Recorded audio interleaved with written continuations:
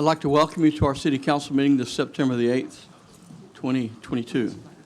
Welcome to this meeting, and in the interest of time efficiency and ensuring that everyone who wishes to address the council is given the opportunity to do so, the following will apply to all comments made by the public. If you desire to be recognized by the chair, please fill out a request form and present it to the city clerk present in the council chambers. Each speaker shall be allotted 3 minutes to address the council unless such time is extended by the mayor or by questions from council. Groups shall designate a spokesperson to avoid repetition of comments. Every effort will be made to avoid interrupting speakers.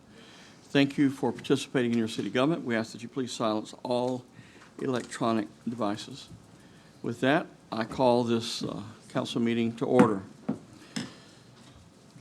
We ask that you please stand for our invocation. Remain standing for the Pledge of Allegiance. Our invocation will be given by Pastor Jay McKeag, pastor of Crossroad Baptist Church. Pastor, it's good to have you here this afternoon.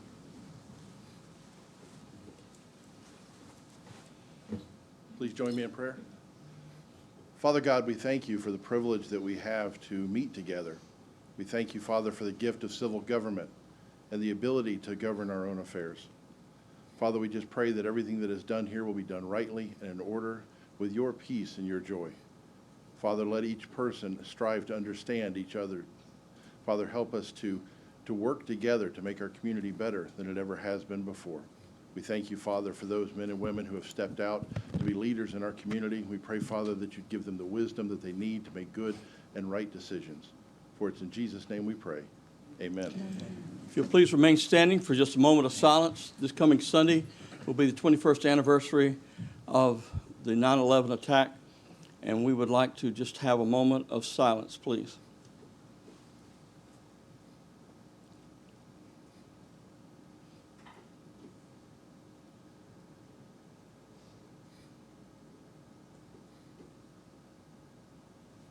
Thank you. Please join me in the pledge. I pledge allegiance to the flag of the United States of America and to the republic for which it stands, one nation, under God, indivisible, with liberty and justice for all. Thank you. You may be seated.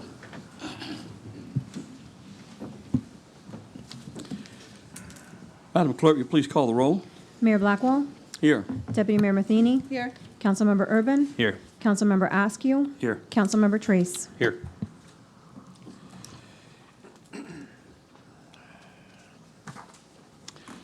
We'd like to ask our city manager if you have any additions or corrections or deletions to be made to our agenda. Yes, Mayor. I would ask that we read public hearing items 5, 7, and 8 together, and then once that is completed, move on to public hearing number 6. All right, thank you.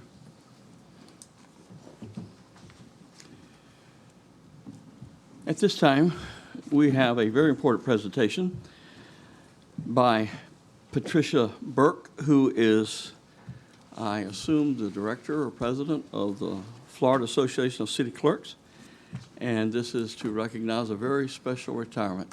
Please come forward and to the podium.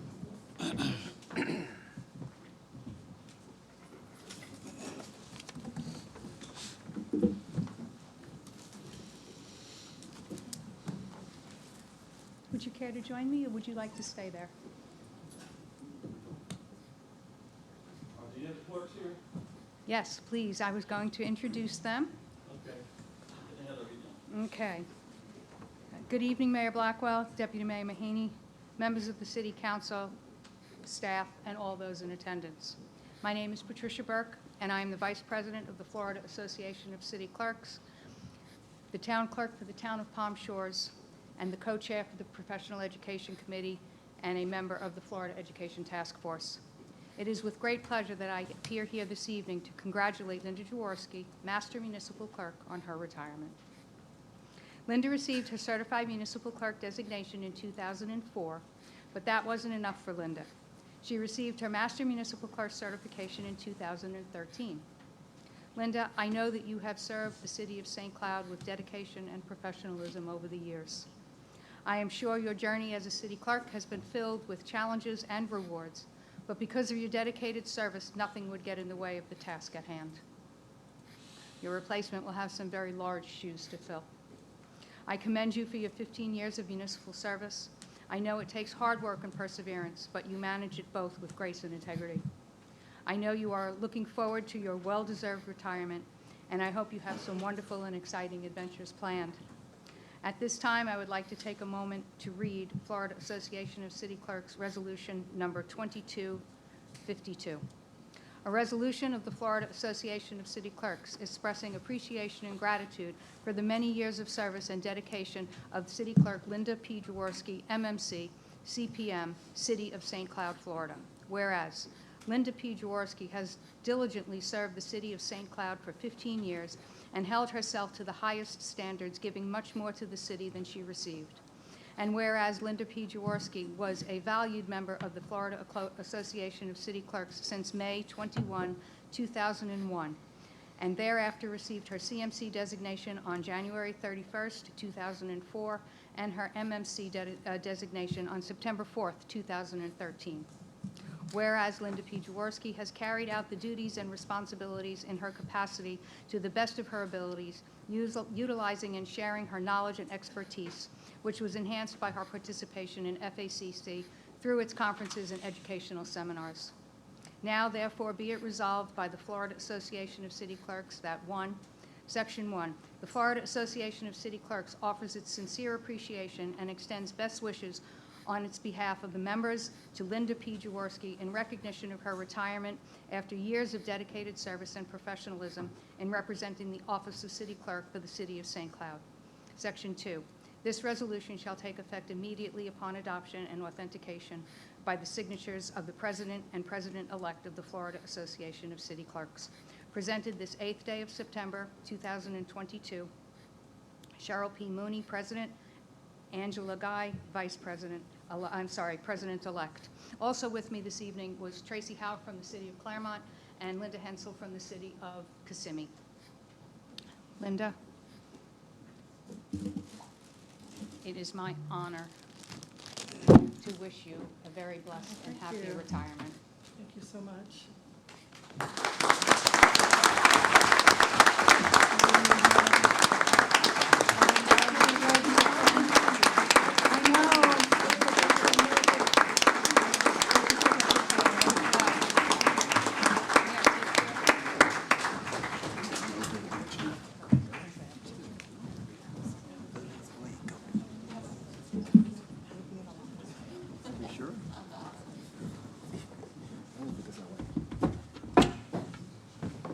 Can we do one with this, please, so I can get it to the newsletter tomorrow?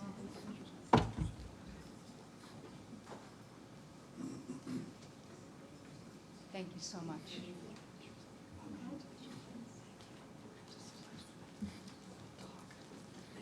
You're very welcome.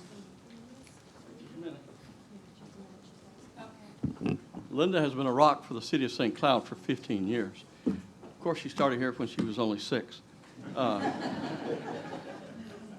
But we will miss her tremendously. Her beautiful spirit, the way that she conducted herself so professionally, the way she handled her business, she will be almost impossible to replace. But we thank her for all the amazing contributions that she's made to our city. I believe you have some family members there, do you not? Okay.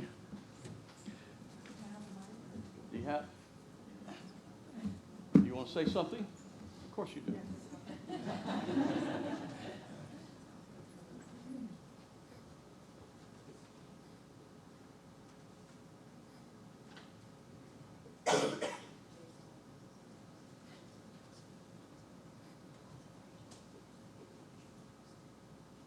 Anyway, I wanted to thank everyone for all the years of enjoyment with the city, all the citizens that I've worked with, all the council members over the years, especially this group right here, y'all been the best. The city management, Veronica, Bill, I know he's gone, but I wanted to say thanks for him and Dan and our Clerks Association. And also I thank my family for putting up with me all these years. My niece, my daughter, my nephew, and my granddaughter and both my granddaughters. So I appreciate y'all coming tonight. And thank you, Linda, for all your support over the years.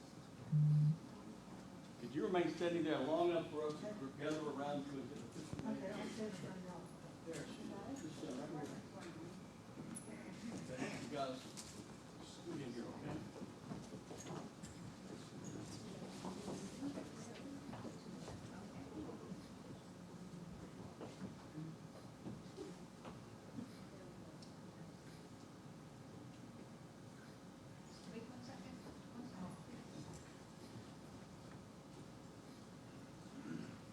Thank you.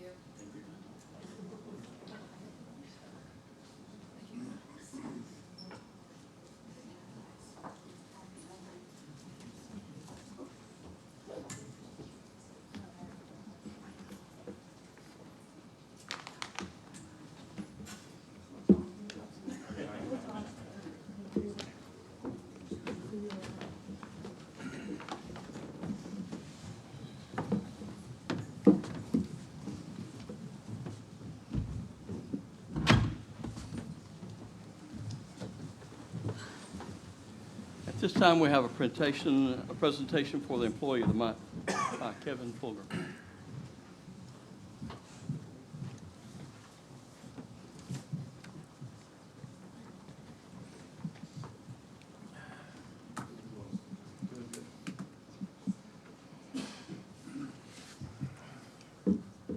Good evening.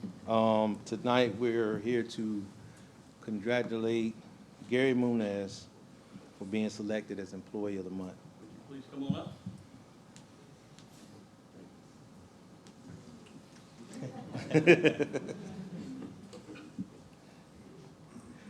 Gary is a part of the maintenance crew for environmental utilities, signed mainly at the water treatment plant, but Gary is an individual who goes constantly above and beyond the call of duty and stuff. And this particular time, he was nominated by Kyle, one of the treatment plant operators at the wastewater plant. And the reason that Kyle felt the need to nominate Gary was because we had a situation out at the treatment plant where they were having issues with the air bays, and Kyle decided, you know, that he needed help. They were falling behind, and Gary volunteered on a holiday weekend, 4th of July weekend, to come out and help with getting the air bays back up and operational so that the plant can continue to stay in compliance.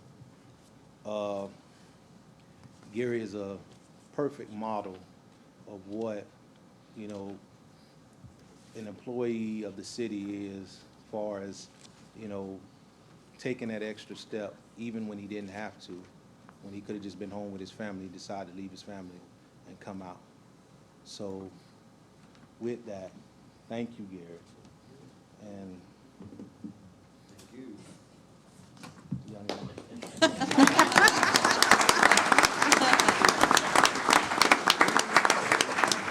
Jared, would you like to say something? Oh, no, I'm okay. Thank you very much. On behalf of the city, we'd like to give your certificate. Stay with us. And we'd like to give you a plaque. Thanking you for being a second model.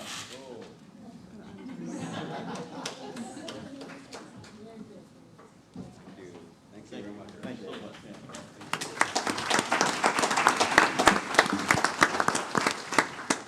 This time.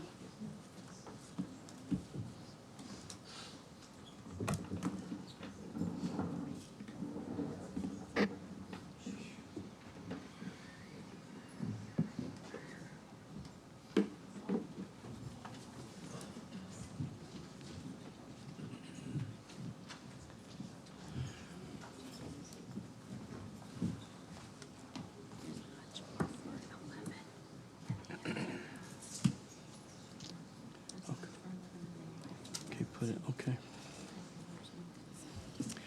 This time we have a presentation by Mary Emma Batchelder regarding street signage. All right. Good evening, council members. I am Mary Emma Batchelder. I'm the Communications Director here for the city. As I'm sure you all remember, a couple of weeks ago, we had a conversation about our new street designs for the city streets. And based on feedback that we got back from that meeting, we brought some more concepts to you, just to further the conversation. I don't think that we probably have quite what we're looking at yet. We took the bird that you guys had selected at the last meeting. There's a couple of options with it, as you can see. One has the white box behind him, and the other, it's just the bird there. So we're kind of looking for guidance on which of those two you prefer. And Deputy Mayor Matheny, I know you were looking for color, and we had a conversation about kind of the best ways to make color happen on the signs. In speaking with Kevin, I think the best way logistically to make that happen would be to do a sticker on the signs. So we presented one option tonight, and I apologize, I can't see. I think it's okay, that has a sticker in the corner, and you guys might want to flip that around so they can see. That shows how we would incorporate color, if you guys wanted to go that route.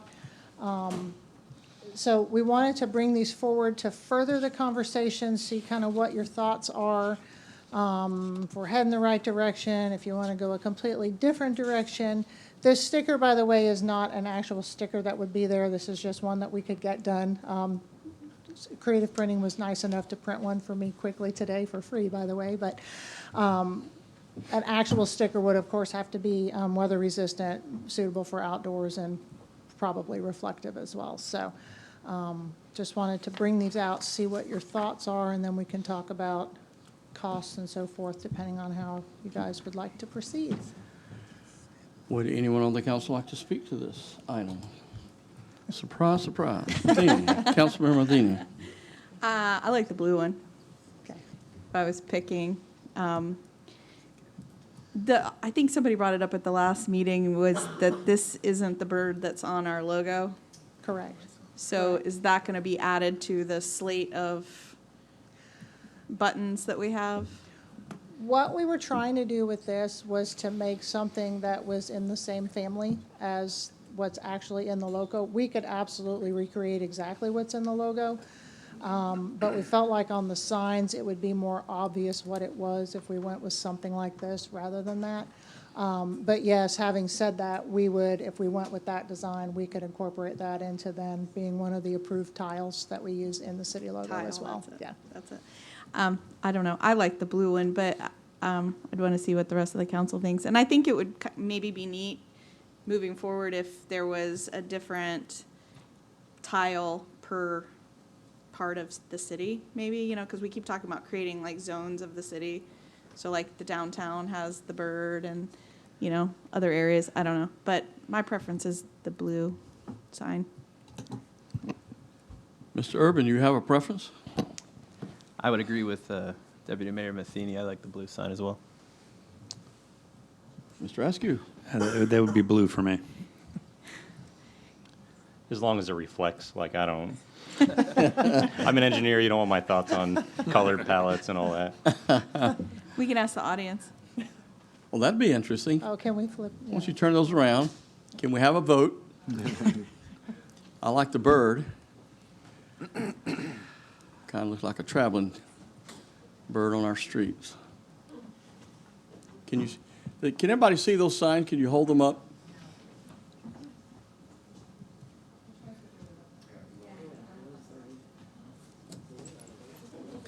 Good job, Cameron, when you jump in. Well, I like either the blue or the green, doesn't matter. That's commitment. How many of you, we're going to call the blue. How many of you like the blue? Raise your hand. How many of you like the green better? You get to go home disappointed. Okay. All right. Sound like blue's the color. Get back to the microphone. Do we like the style of the bird on the blue without the box around him, or do you like this one with the box? I like the blue sign. Okay. Just Yep. the way it is. Excellent. Okay. So we're happy moving forward with that? Okay, great. That's all I have then. Thank you so much. All right. We'll take our traveling circus and get out of here. At this time, we have a presentation by Todd Swingle regarding the Toho Water Authority and utility transition. If you think you can top this, we invite you to come up and share. I don't know that I want to try to compete with that one. Thank you for having me here tonight. Again, Todd Swingle, Executive Director with Toho Water Authority, just to give you one final update before full implementation of the transition. Couple different things that I'll cover tonight, just a transition update, the overall summary, employee transition, customer service, finance and business functions, planning and development. A few of the priority focus areas. So as you're aware, about 45 days ago, we started getting more active in the day-to-day management. From that, we did want to highlight these three particular areas that are our focal points for some of the work that we're doing and that will continue to be maintained as those focal points as we move on. And the final is consent order compliance. The transition plan has been completed. I've talked with a number of folks, and I think I had some conversations with Dan, that it is definitely extensive. I think it was a little over a 100-page document. It's a guideline.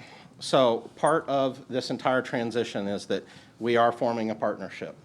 This is not hand over your utility to Toho and walk away. As we've talked about, you have representation on our board. We are partners with our member governments. So a lot of this transition is our guidepost for how we'll continue to work, how we'll continue those transition elements over the coming year and even beyond. But it was signed and fully executed by both myself and Mr. Sturgeon prior to his departure. I first want to touch on human resources. One of the most critical things is the people. As you just saw, your Employee of the Month. We're very proud of the folks that are going to be joining us here at Toho. We have gone through and made position assignments. As you're aware, one of the commitments that we made is that all employees would receive at least a $2,000 raise. We have also incorporated our annual raise into their pay adjustments, which we are adopting a 4% raise. So the net result is that your employees are receiving the lowest is $4,400. The highest was a little over $14,000.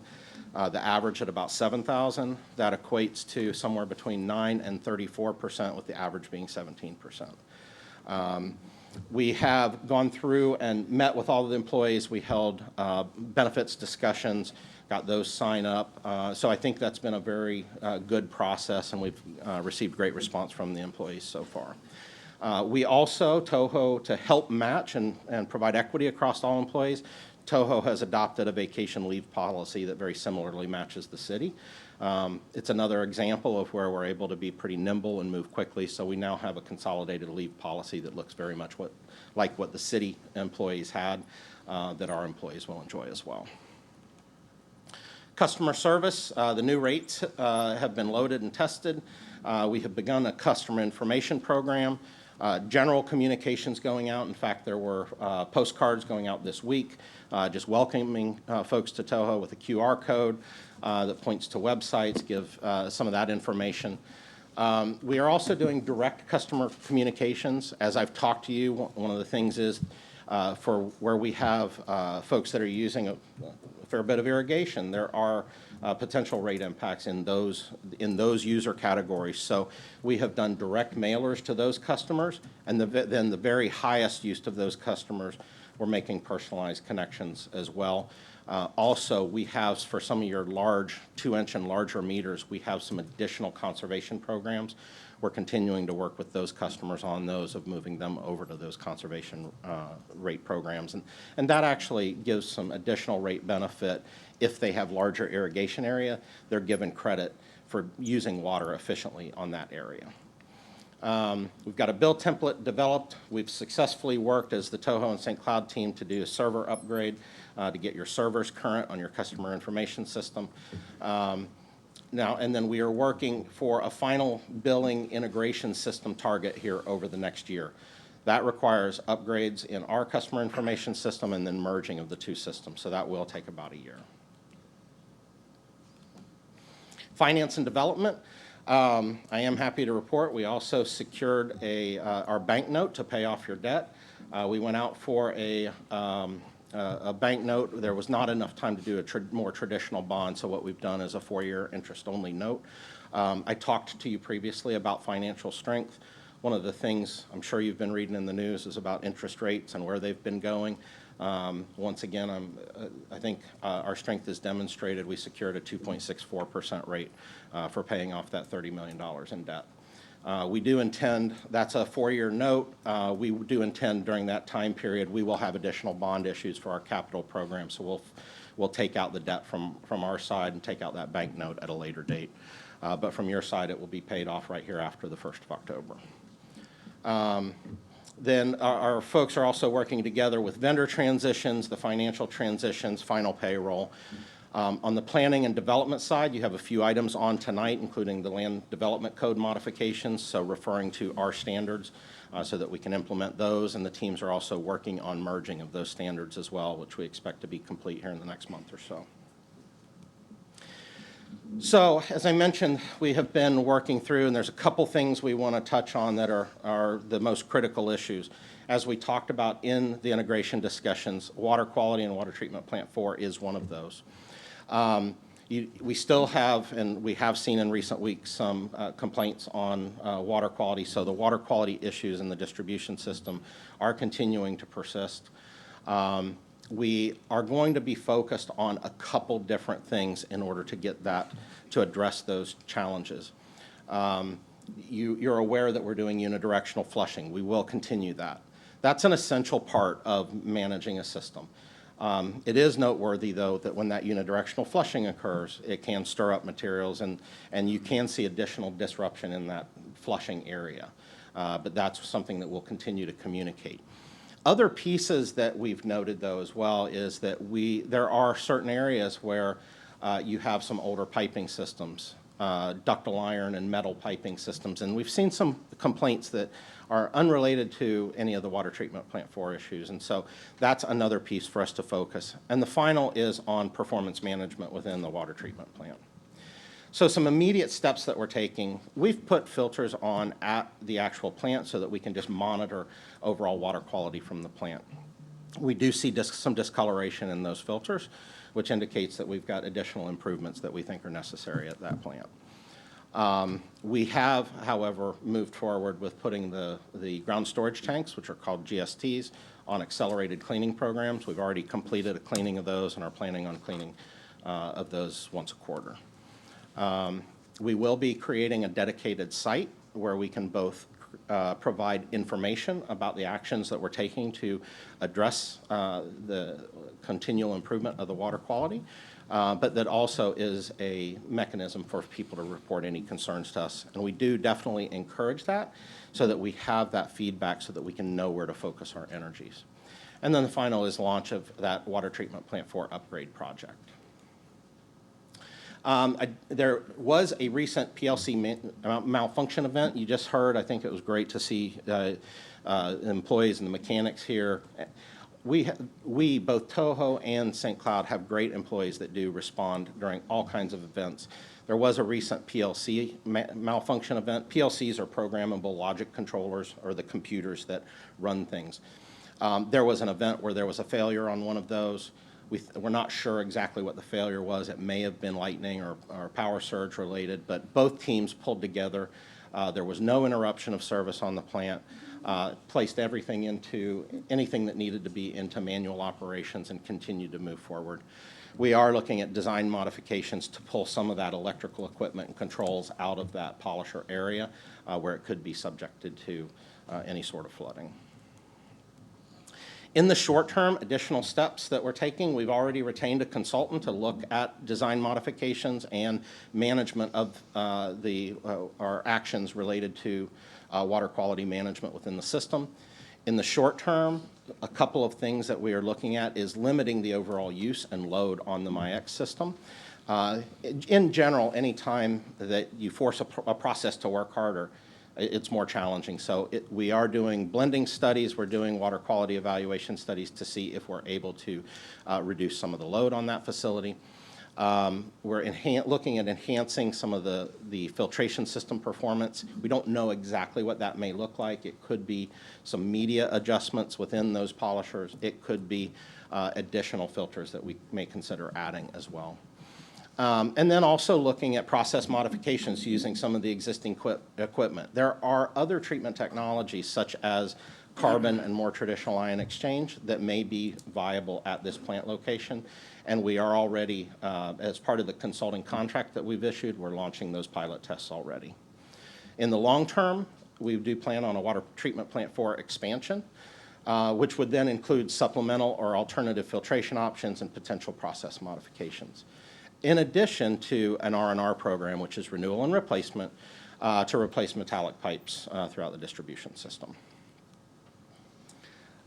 Couple things, and I just wanted to continue to emphasize, hopefully we're clearly conveying that this, as we begin management of the St. Cloud system, your priorities are our priorities.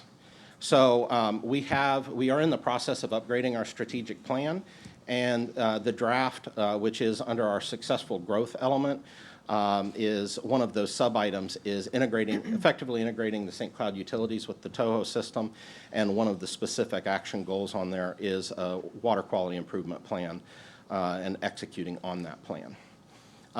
We do have our plan for ongoing communications is, as we have activity-based communications needs, such as when we will be flushing in an area, those will continue through at the time that they're needed. Additionally, we've committed to provide a monthly status report to the city manager. We intend to provide quarterly updates to our board, and then I'm always make myself available at any time that you, as a council, would like me to come talk to you as well. The next big thing I want to touch on is growth and development. As you're well aware, and I've heard from a number of your conversations, both Osceola County and St. Cloud are one of the fastest growing areas of both the state and the country. You've got significant new development corridors within your service territory, which include the Center Lake Narcoossee corridor, the Kissimmee Park area, immediately to the south, Green Island, and then the southeast area. A key strategy of ours is to engage early with those development communities so that we can begin for long-range planning. One of the worst things we want to do is put a pipe in the ground and figure out in 3 or 4 years that it needs to be upsized again. Growth and development. So this is an overall picture of the information we've collected in the last several months of that you've reserved approximately 7,000 units of capacity. But in total, for the different development areas, there's an additional 48,000 units that are contemplated. So that's what we're working toward in terms of our planning for infrastructure expansion and water supply.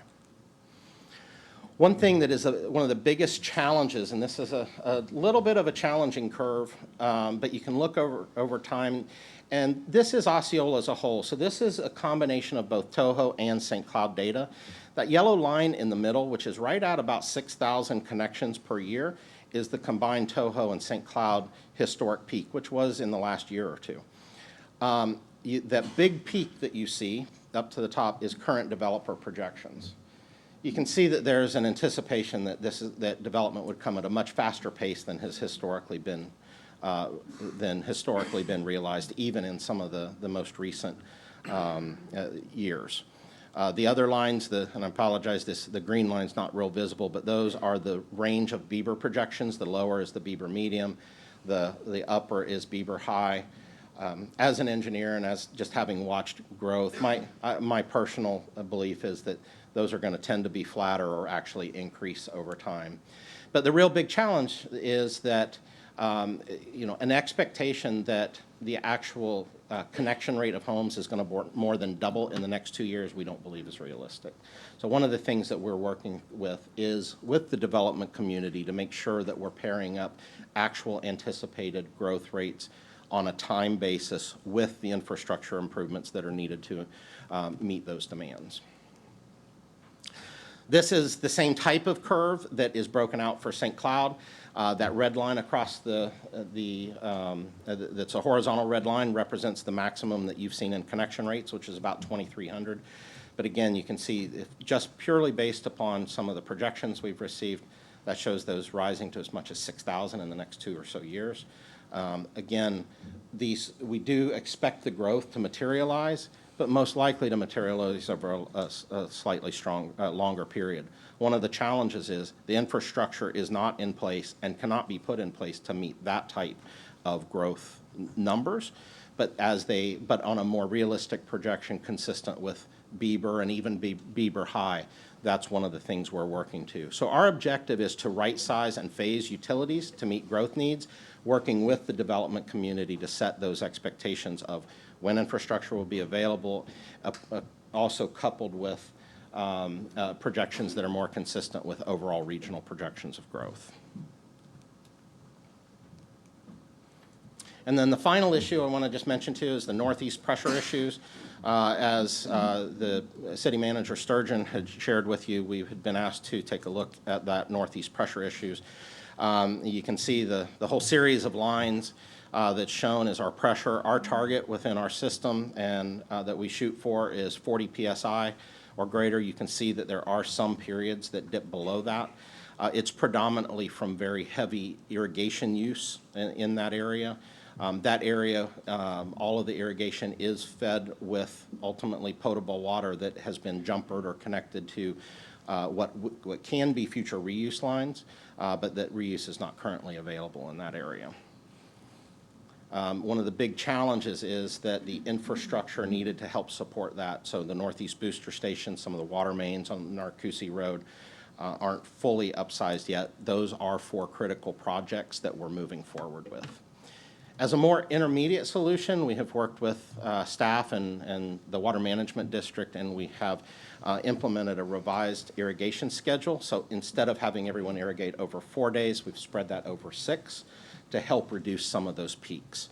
That's a continual evolution because, as you can imagine, reaching thousands of customers to change behavior takes a little bit of time, and it's that continued communication, including where necessary going out one-to-one.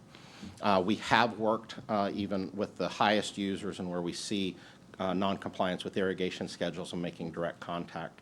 And again, every time that I'm saying we, it's a combination of the Toho and St. Cloud staff. We have already in these last 45 days very much begun working as a single team on these efforts.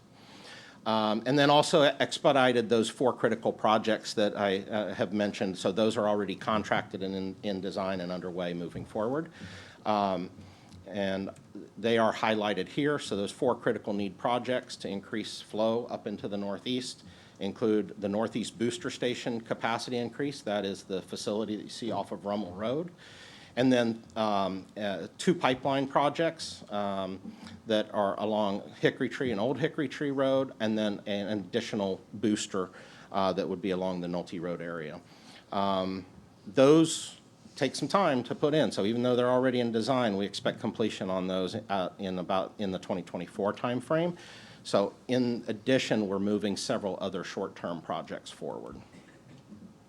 The additional short-term projects we are installing a booster on our system up in the Boggy Creek area to be able to push more water out of our Boggy Creek zone into the northern portion of Narcoossee Road. We're also installing control valves on the jumper irrigation connections just to protect the potable system, because potable is our priority over irrigation. So those are in design as well. And then completing additional, and then the next I'll talk to you about is a new supply well proposed for the ranch property. Again, these are the critical need projects. We have additional things that will be moving forward to help. We have a wastewater plant and a current water plant that, water plant is operational, wastewater plant is under construction in the Sunbridge area. We'll be interconnecting these systems. One of the nice, and extending reuse mains from that wastewater plant to these reuse systems so that we'll be able to bring reuse into the area. Our intent is to reverse all of your wastewater flows to go to the Sunbridge plant so that we can keep the reuse up in that area to meet some of the irrigation demands that exist. We are also in design on our Toho Reservoir project, which is located at Neo City. That project, the reservoir is complete, and we're in design on the expansion of the pump stations as well as the treatment facilities. So that will create additional supplemental irrigation water that will wheel in through the Tahokwa area and ultimately through Kissimmee Park and down to some of the storage that is at your Southside wastewater plant.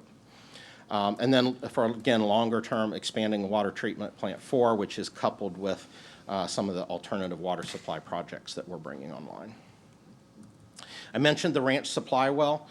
So this is a project that would install a well up in this area. One of the challenges is simply getting water into this area, and the bottlenecks that exist along the southern portion of Narcoossee Road. So rather than attempting to produce this water all the way out at Water Treatment Plant 4 or in town, because it's for irrigation supplements only, we can put in a well. We anticipate, it's subject to permitting, but we anticipate that we can put a well and feed directly into those irrigation systems to help resolve some of this. Our hope was to have that in place before next irrigation system, but we really don't think that's going to be viable given some of the permitting timelines and some of the supply chain constraints that exist right now.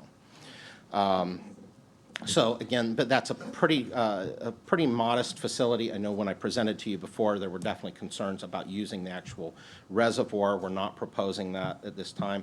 It's something that we still want to look at additional discussions as water supplies, but this is a deeper Floridan aquifer well.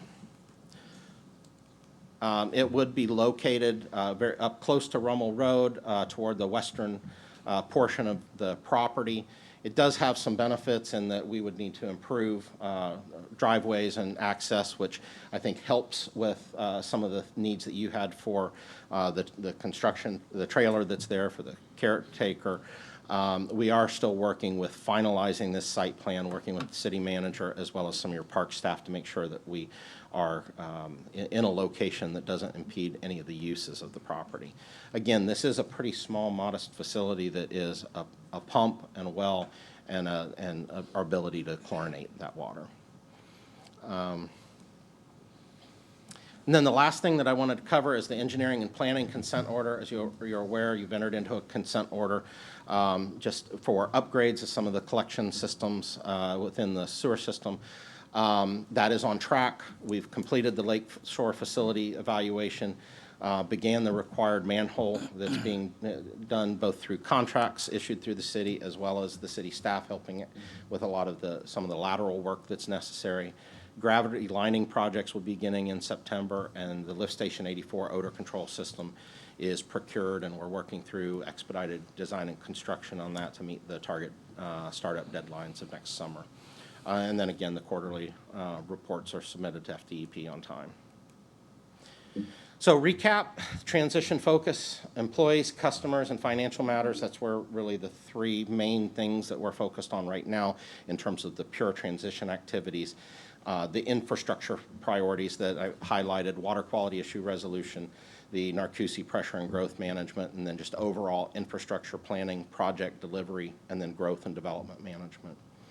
And so in closing, one, I want to thank you as the council just for your confidence in Toho, but I also, again, want to thank the entire city team, both within utilities, that have been fabulous to work with, and that we very much look forward to having part of Toho, but the entirety of your city team as well, because there are folks across numerous departments that have been involved in what you can imagine is a massive transition process of merging what are two sizable entities with very significant financial activities and personnel activities and policies and procedures crossing many different functions. And with that, I'll be happy to entertain any questions that you may have.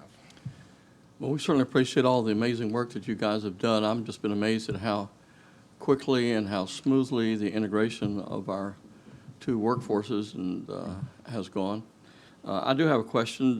Did you address the issue of rate expectations that we might have for our citizens and any potential reductions?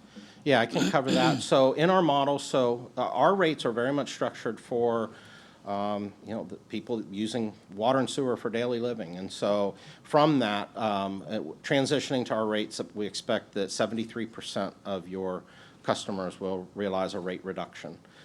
Those that are not in that group, there will be some increases, some modest, some could be more significant. Those are predominantly driven by higher use entities, and particularly on the reclaim irrigation side. That's one thing that I think you've had previous presentations of some of the challenges of the current reclaim rate structure that was present. We absolutely have across both potable and reclaimed irrigation, a conservation rate structure that is intended to incentivize minimizing use. That helps water go farther. One of the big things that we're facing and that all utilities will face is the cost of new water, which is continuing to skyrocket. We want to stretch our resources as long as we can. So those areas, any of the customers that we expect to experience an increase are predominantly driven by those irrigation. But again, 73% of the customers we expect a decrease. I don't see any lights. Todd, we certainly appreciate your leadership, and thank you for all that you're doing to help lead us into the future. Thank you. Thank you.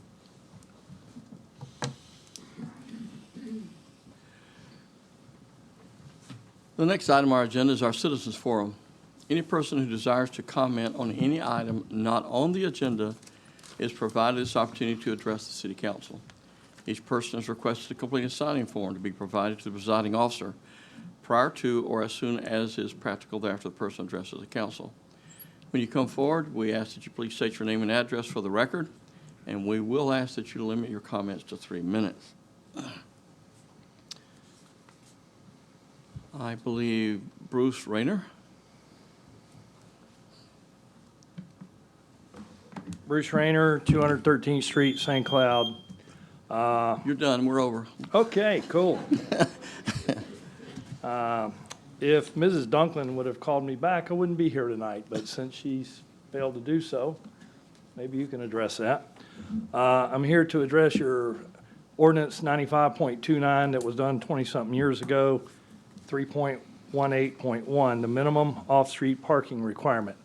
I know this was probably done for all the new construction subdivisions that was going on out there, but this highly affects the grid streets here in St. Cloud. Everybody knows the lots here are 25-foot wide, 50-foot wide, so forth and so on. You enclose a garage, you're telling me I need 4.5 parking spots for a house here in St. Cloud in the grid. And I've done dozens and dozens of projects over the last 20 years that I pulled permits for, and never once has this come into effect until recently. And it says, if y'all got my piece of paper, if you read it, if you increase floor space, what about all the screen rooms that I've done? Interesting. Floor space again, additions. Done a bunch of those. Never once have I had to increase my parking. If you flip to the second page, at any time any residential structure is enlarged or increased in capacity or floor area is added, additional off-street parking spaces are not required. So on one hand, you tell me I got to have it, and then you flip a page and you tell me I don't have to have it. So can somebody explain that to me? And tell me why the next umpteen dozen permits I'm going to ask for are going to be denied? Because you're affecting your citizens and you're affecting my pocketbook. You have anything else? No, that's it. We'll ask Ms. Miller, could you I will meet follow with up you. on this and get with the right people and see if these are But questions I asked and Ms. issues that Dunklin to call certainly need me to be addressed? over 3 weeks ago. Okay, well, I will schedule a meeting with you. If Okay. My I can phone hand number's you on my- the piece of paper there. I can hand you my card and we can meet and go over this. Thank you, Bruce. Thank you.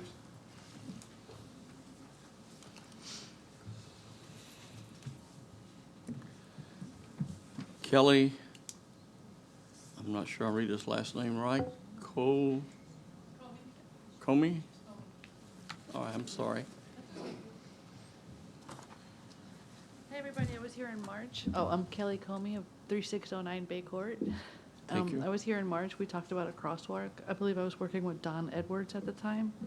And then I recently spoke with a Kevin Felbinger, I believe. We talked about the crosswalk at Peghorn Way and Budinger, and it was approved. And then when I emailed Kevin recently, because I guess Don is no longer there, he just said we're in the process of crosswalks all over the city. So I was just wondering if we could have an update on that, if that's something that's gonna happen. We have elementary kids possibly like getting hit by cars every day over there, crossing the street.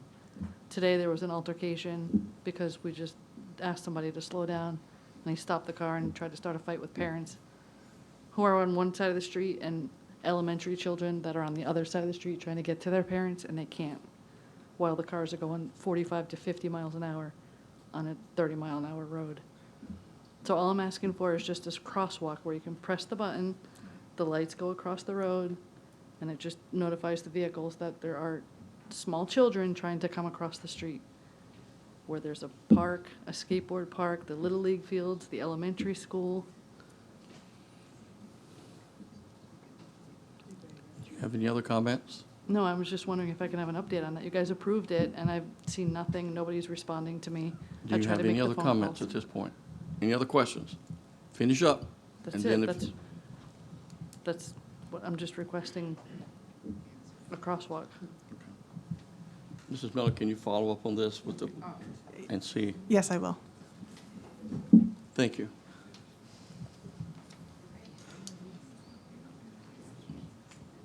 Would anyone else like to speak during the citizens forum? If not, we'll move on to our next item on the agenda, which is the consent agenda.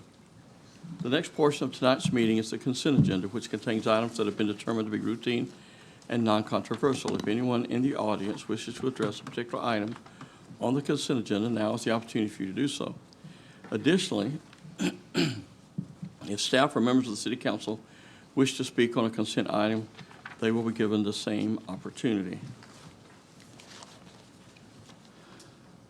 Mr. Odom, I believe you wanted to address an item on the consent agenda. Before you do that, would you just wait just a moment? First of all, are there any items that the council are wishing to pull or to address on the consent agenda? Councilmember Matheny. Thank you. I'd like to pull B as in boy for a separate vote.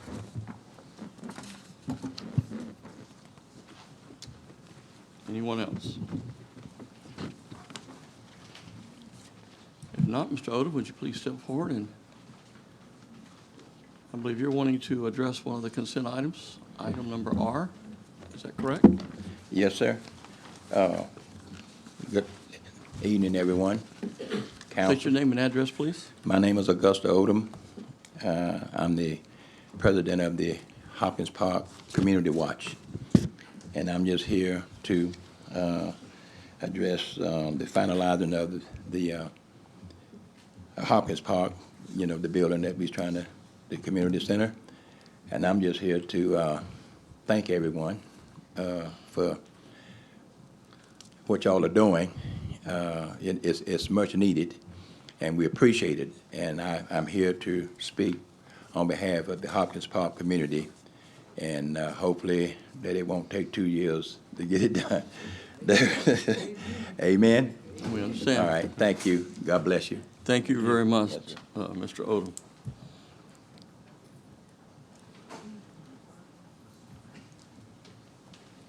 Would anyone else like to speak to any item on the consent agenda?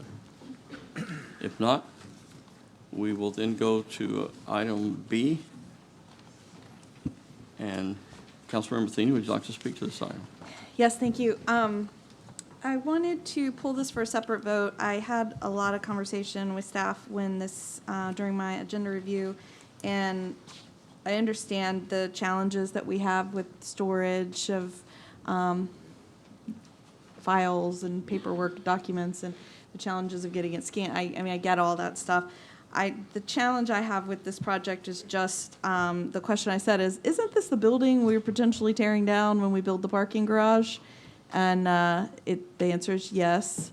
So that was my, I mean, I have a problem spending $167,000 to expand it when we know potentially it's going to come down. So I'd like to see if staff could maybe find a different way, a different path forward to store their files and equipment. So I just wanted to vote on it separately. Will there be any other comment? I mean, I had the same questions during my agenda review of, it's a lot of money for something that's just going to be torn down in a couple of years. Potentially with construction delays, by the time it's done, it gets torn down for something else. So. Yeah, and I know they've done a lot of work and trying to find something, but I feel like there's a better solution. I feel like so it's just a challenge for me. Would you like to speak to this? Bob Dethridge, building official, here to answer any questions you have. Do we have any other discussion?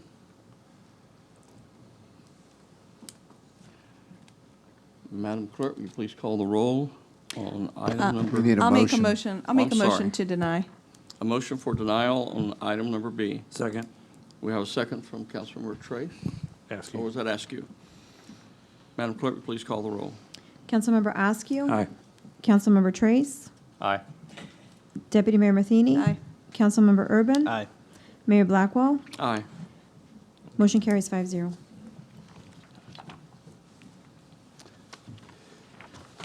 With that, it brings us back to the consent agenda.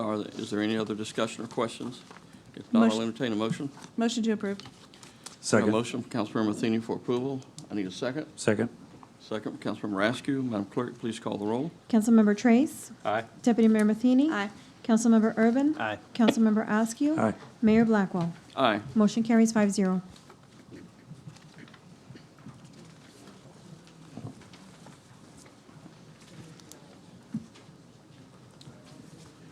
That brings us to public hearings. Items number 1, 2, and 3. Madam Clerk, will you please read those together? Final public hearing for ordinance number 2022-42, an ordinance of the City Council of the City of St. Cloud, Florida, to annex into the City of St. Cloud approximately 25.59 acres identified as Walker property located south of Chisholm Park Trail, west of South Narcousie Road, north of Old Oak Trail, in accordance with the voluntary annexation provision of Chapter 171.044 Florida statute. Final public hearing for ordinance number 2022-43, an ordinance of the City Council of the City of St. Cloud, Florida, assigning a future land use designation LDR, low-density residential, to approximately 25.59 acres identified as Walker property, located south of Chisholm Park Trail, west of South Narcousie Road, north of Old Oak Trail, providing for amending the official future land use map of the comprehensive plan, filing of the Planning Commission, recommendation and proof of publication, applicability and effect, suburbility, copies on file, and effective date. Final public hearing for ordinance number 2022-42, an ordinance of the City Council of the City of St. Cloud, Florida, providing for the zoning map amendment of the zoning map of the Land Development Code of the City of St. Cloud, Florida, specifically changing the zoning designation of approximately 25.59 acres identified as Walker property from R-1 and RS-1C, urban settlement and rural settlement county, to R-1B, single-family dwelling city, zoning designation with a LDR, low-density residential future land use designation adopted by ordinance number 2022-43, generally located south of Chisholm Park Trail, west of South Narcousie Road, and north of Old Oak Trail, providing for entering the designation on the official zoning map, filing of the Planning Commission recommendation, and proof of publication, suburbility, and effective date. Good evening. Dagmar Segarra, Planning Manager. Tonight I'm going to be presenting the annexation, the comprehensive plan amendment, and zoning map amendment for a property located south of Chisholm Park Trail, west of Narcousie Road, north of Old Oak Trail. As you know, we had our first reading back in August, if I believe so. And staff recommendation remains the same: approval of the annexation, approval of the comprehensive plan amendment to low-density residential, and denial of the R1B zoning. Since then, the applicant and staff have been collaborating, but it wasn't until this afternoon that the applicant provided to staff a document with bullet points of the things that they would agree. I believe that they have it here to provide it for you for the record. Staff reviewed that, and literally just 5 minutes ago handed our suggestions to the applicant. So the applicant hasn't had the opportunity to revise or to review staff recommendations or suggestions to those agreements. to the applicant. Therefore, staff will still continue to recommend denial of the R1B zoning and approval of the annexation in the comprehensive plan. DRC reviewed it and recommended approval of ordinance 2022-42, approval ordinance 2022-43, and denial of ordinance 2022-44.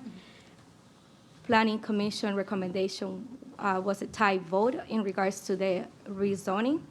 As at the council meeting, for the annexation, it was recommendation on the first reading to approve, the comprehensive plan recommendation to approve, and it was this board recommendation to approve the applicant's request for R1B with some modifications on the restriction.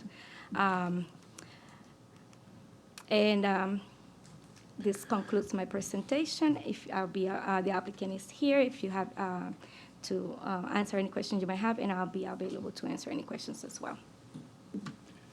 Thank you. Is the applicant here?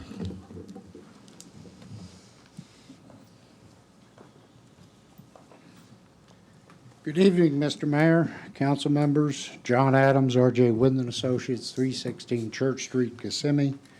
We are the planners for the project. We are handing out some draft bullet points or restrictions that we're proposing to agree to. Now, at our first hearing, I showed you a site plan which would be accommodated with the R1B as requested, and these restrictions actually implement that plan. Go ahead and hand those out. I'm going to hand out that R1B plan again. I just did, as Dagmar stated, got a review 5 minutes ago, and quite frankly, I'm a little disappointed with some of the conditions. They want to modify and put restrictions on lots along Chisholm Park. Well, we're proposing a linear park along Chisholm Park, so we don't have any lots that abut Chisholm Park Trail. So I don't know how we would achieve what they're suggesting us to revise to anyway. I can go through these one at a time. I could request that the plan or these restrictions be put up on the screen if that's appropriate. Whatever you feel like is necessary. Would you like me to go through these one at a time to explain all those, or? Yeah, I think you need to because we've just gotten them. And do you have like a general presentation of, because I think there's some new folks in the audience too. Do I have a general presentation? No, but I'll go ahead and put the site plan up that we proposed last time. I didn't have an opportunity to get a presentation to your staff sooner. There was a couple of meetings that were scheduled. I was walking out the door last Thursday morning to meet with some neighbors, and that meeting was canceled by the neighbors. I did receive an email from one of the neighbors of which I responded to, so until I had those meetings, I couldn't make any commitments until I found out what they were looking at. But the first, this is a plan that, again, for the record, is not being requested to be approved. This is not the appropriate venue for that. We are only requesting R1B zoning. But with the R1B zoning, it provides us as planners an opportunity to create some buffering, which we've described in our restrictions here. The first one would be that Albany Road will be developed to urban standards, pavement, sidewalks, curb, and gutter, stormwater drainage. And with the R1B, we will provide a linear park on the west side of Albany Avenue, which abuts or which is adjacent to the properties off-site from us. We can do that by achieving a north-south orientation. There will be no driveways on that segment of Albany Road. and we will create a linear park, and we will have a landscape planning requirement with 5 canopy trees, 4 medium small trees or understory trees, and 30 shrubs for every 100 linear feet. We will also be building a multi-purpose trail along our frontage on Chisholm Park Road. We will extend that to Narcousie Road, subject to right-of-way being available and/or being made available by either the city or the county. We also believe that off-site improvement should be qualified for either impact fee or Parks and Recreation or mobility fee credit, either by the city or the county. But that's a developer's agreement that'll be negotiated in future construction plans. We will also commit to providing a local road connection from Albany Road, ultimately through our project, back out to Narcousie to provide a second access out of this development. That driveway permit is subject to Osceola County permitting. That's over on our southeast quadrant. And we'll provide a 15-foot linear park adjacent along Chisholm Park Trail, adjacent to that multi-purpose trail. And our other property lines, we will provide a 25-foot perimeter buffer exclusive of our lots on Chisholm Park itself and exclusive of our lots around the stormwater management pond. That also will have 5 canopy trees, large trees, 4 understory trees, and 30 shrubs for every 100 linear feet. We will provide a pedestrian multi-purpose trail and a pedestrian lakefront park on our south property line, and that trail will traverse around our pond and will provide an opportunity, if the city chooses, to connect Chisholm Park into our pedestrian trail at our southwest corner. These buffers that we're describing actually meet the medium buffer standards of the Osceola County Land Development Code. We believe this is a far superior project than a larger lot subdivision because we cannot fit with the extra area that goes into the lots, we cannot fit these buffers. We believe we've addressed some of the concerns we've heard from our neighbors. I'm sure we haven't addressed all of them, but we did the best we could with what we understood, and we are presenting the plan and those buffers as described on our sheet. I'm available for any questions you may have. Do we have any questions from council at this point? You'll hold on, if you'll hold on. Yes, sir. I'd like to make note for the record that we have a number of emails, letters that have been submitted on this ordinance regarding the Walker property, and I'm submitting them at this point for public record. At this time, we'll have public comment. Mr. Manzares. Yeah, if I could, Mayor, I guess before you get into the public comment, I just have sort of a process question I think we need to vet out here before we move any further.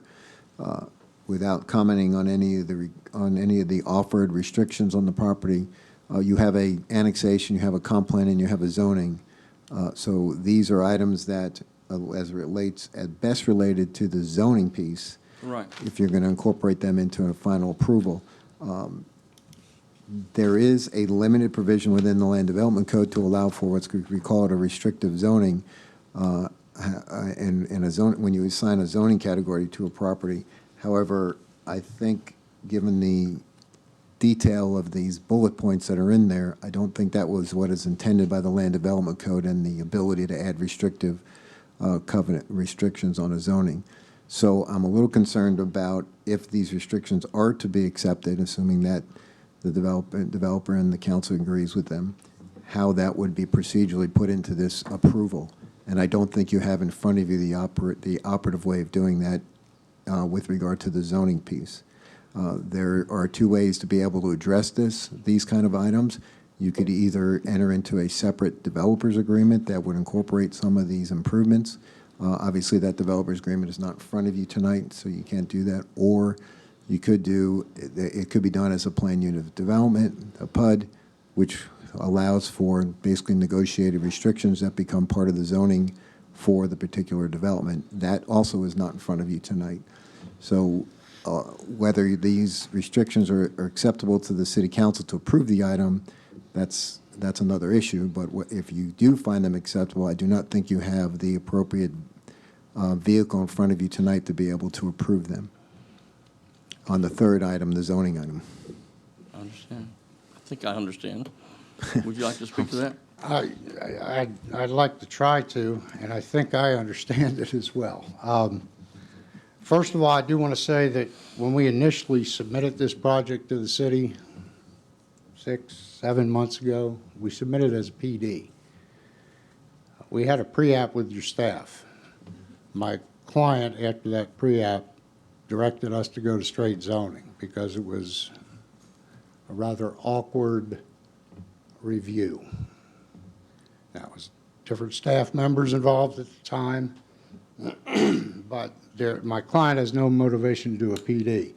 If you want a developer's agreement, I would just request or ask if, in fact, we can commit to doing a developer's agreement with these restrictions, if you find them acceptable, prior to the submittal of our next plan, or by a date certain. Give us an effective, an approval with an effective date, with a date certain, whether that be 30 days or 60 days or by your next council meeting, and we'll bring back a developer's agreement, if that would be appropriate for your legal counsel.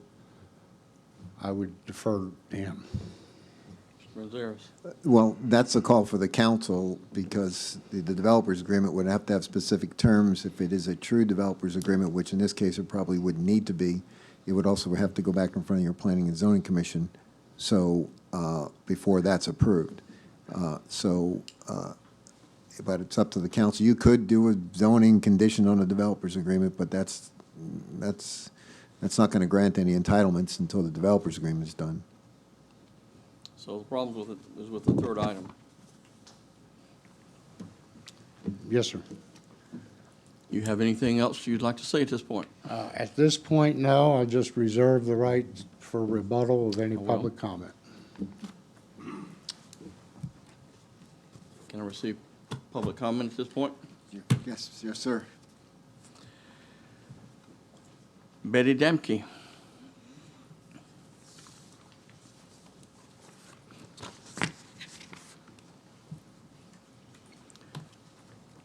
Please state your name and address when you come to the podium, and limit your comments to 3 minutes.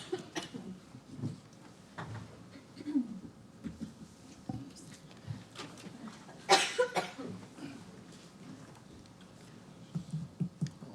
you.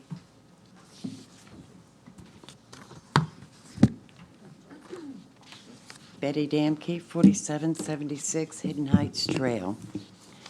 This packet I gave you is simply documentation to back up what I'm going to present tonight.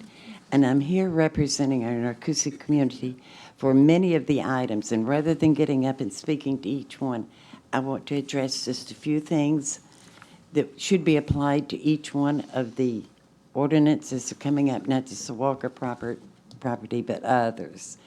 So rather than be redundant, others will go into more details. I'm just sort of an outline. The Narcoossee overlay states the boundaries, and you can see them there. From Boggy Creek to 192, from East Lake over to the Deseret Ranch.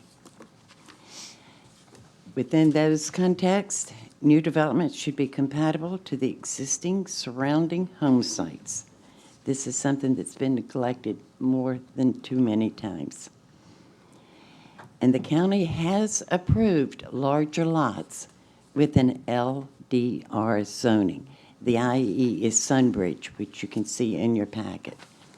They did approve 85 and 100-foot lots. And according to numerous realtors and developers that pretty much in our area, people are begging for the larger lots, and they're willing to pay more for it, more for their homes, whatever, to get something other than a small lot. Apartments are limited to town centers with a maximum of three stories. It's right there documented. On one of the total sheets towards the back, you can see that already over 1,400 apartments have been approved for the Narcoossee Corridor area, and now you're wanting to add more. If you look at all of this, these totals that's in that packet, that's adding almost 34,000 additional cars to Narcoossee Road every day. And that doesn't reflect the commuters coming in from south of 192 or from Brevard County. Secondly, our schools are at or over capacity at this point. The only school designated to be built in the Narcoossee area is the one at Sunbridge, construction not even beginning until 2025. We're not here to stop construction. That's not our objective. We're just asking for some sound, common sense approach to new development, to lot sizes, and to the impact that all of this development is placing on our roads, our schools, our EM services. Not a day goes by that there's not something going on Narcoossee Road. Calling for the EMs. I live within 2 blocks of it. Believe me, I hear it. You were Wrap it up. elected to represent us. Do your job. Thank you. Thank you, Ms. Danforth.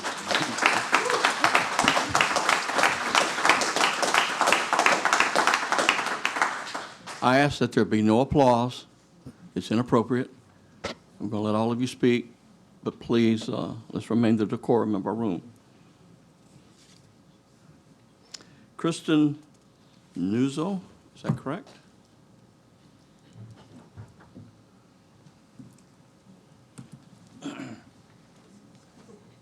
Good evening. My name is Kristen Nuzzo. I live at 1018 Twisted Branch Lane. I'm also the president of the HOA for Chisholm Estates. Many of my homeowners have spoke to me about this development that is coming in with lots of concerns regarding our home values. Currently, there's a home on the market in our neighborhood for $515,000. That's a 2,000 square foot home. My home is a 3,000 square foot home, one of the largest property sizes in the community. We have 59 homes in our very small community. The reason why I moved to this city is because of the small town feel and the way that my children could grow up in an area that seemed quiet. And honestly, that was the whole reason for our move to St. Cloud. I've lived in that house for 7 years. I plan to continue to live in that house until my youngest graduates high school. She's 7 years old. So for me, this is really about making sure that my family remains in the same kind of way that we were. We love new neighbors, and we definitely want to have new neighbors, but we would like comparable homes to what we currently have in order to keep our home values where they are. Currently on Narcoossee Road, the traffic is ridiculous. I have currently moved to a work from home job because it took me almost an hour to commute to work, and it just wasn't feasible for my family. I'm sure there are many other people in this neighborhood who feel the exact same way. Another concern about the way that this road is built, or this neighborhood, I know that this is not exactly how it will be, but our entrance to our neighborhood is almost exactly where this entrance is for this neighborhood. That will lead to a lot of congestion on Chisholm Trail. And so I really just think overall, when we look at the way that this is built and how it is, having an offset entrance to this community is really important to our neighbors, to not have all of that traffic funneling in right in that same spot. Also, the lot sizes, having the lot sizes to be larger and more comparable to what we have. My lot size is 100 feet, so having something that is that way to minimize the amount of homes that are in one small area would, I think, really add value to what we have going on in Narcoossee. As a mom of 4, I really think that having this small town feel is the reason why I live in St. Cloud. I worked in downtown Orlando, and I commuted every day because I didn't want my children to grow up in that kind of a traffic environment. I wanted them to have the small town feel. Prior to this, I was also a teacher with Osceola County School District. I worked at Osceola Technical College. I know a lot of people in this community who really love the way that we live. And so I really just implore you to please think about our families as you make this decision. Thank you so much, Kristen. Jose Enzari.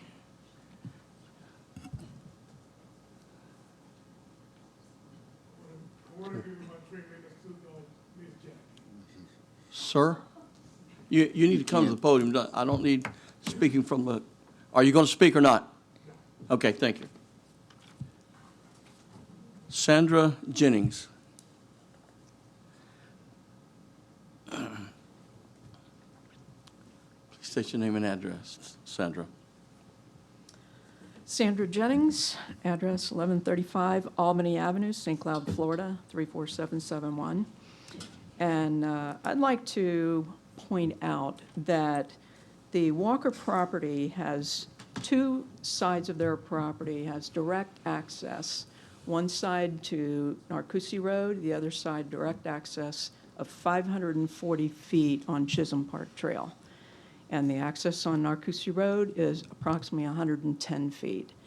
And the residents of this neighborhood would like to request that you require that the traffic from this subdivision be directly funneled as much as possible to Narcoossee Road directly, and then offset from the Chisholm Park entrance onto Chisholm Park Trail.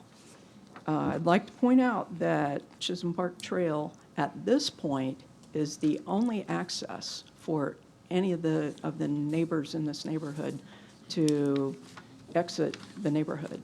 So when we're adding, the more cars you add on to that, those 2 routes, the more difficult it's going to be for everybody to get in and out of our neighborhood.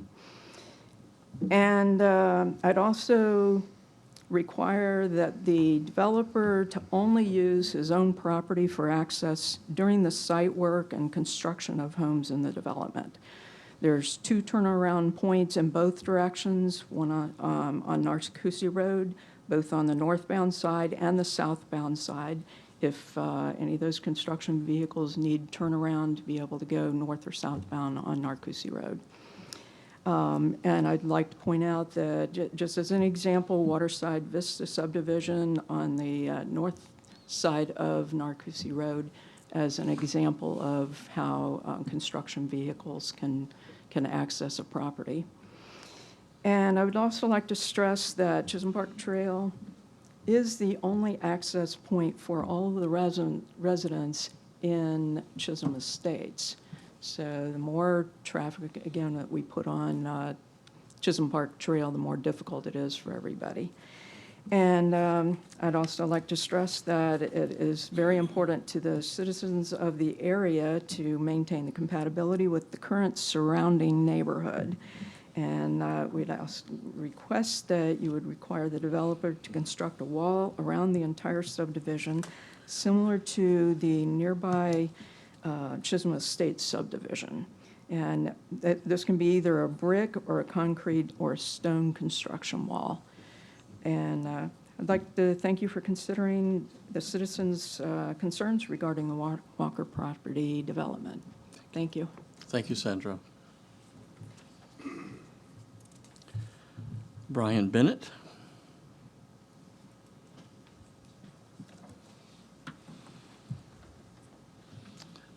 State your name and address, Brian. Hi, I'm Brian Bennett at 1125 Albany. Just as a comment, I wish the developer would meet with the neighbors. the proposed development plan that he showed has every one of the cars that are exiting that neighborhood, putting all of their headlight traffic directly into my front window in my home. Because it's offset directly from my driveway, and all of my bedrooms and our front room windows are directly where all of the car traffic would go. It would be nice if they would communicate with us in order to look for things that help accommodate us as neighbors, rather than just pushing that without any feedback from us. Again, as Ms. Sandra had said, there is a 540-foot direct access onto Chisholm Park Trail that would be more appropriate to have the traffic go through, as well as the availability to put an entrance in off of Narcoossee. It would definitely help traffic flow, as well as people to get in and out of that neighborhood and not affect the rest of the community members, those that are in Chisholm Park Estates as well. I second her recommendation that it be set up very similar to Chisholm Park Estates, with a wall that completely surrounds the neighborhood. I did include in some of the packet some pictures for you as well. With the wall going down Chisholm Park Trail with Chisholm Park Estates, it's very pleasant to look at. The community is very nice there. We all enjoy the mature trees, and the wall is not an eyesore in the neighborhood, but in actuality helps provide boundaries and separation that are healthy in our neighborhood.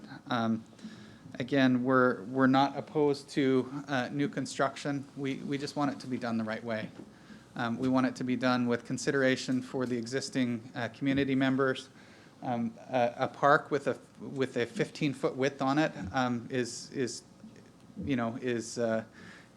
well intentioned, I think, from the developer, but it is far too narrow to have anything meaningful to do with it if it's only 15 foot. We just would like to see the development as the young lady from Chisholm Park Estates had said, with 100-foot lots, and to be more compatible with the existing community. Thank you. Thank you, Brian. Linda Hewitt.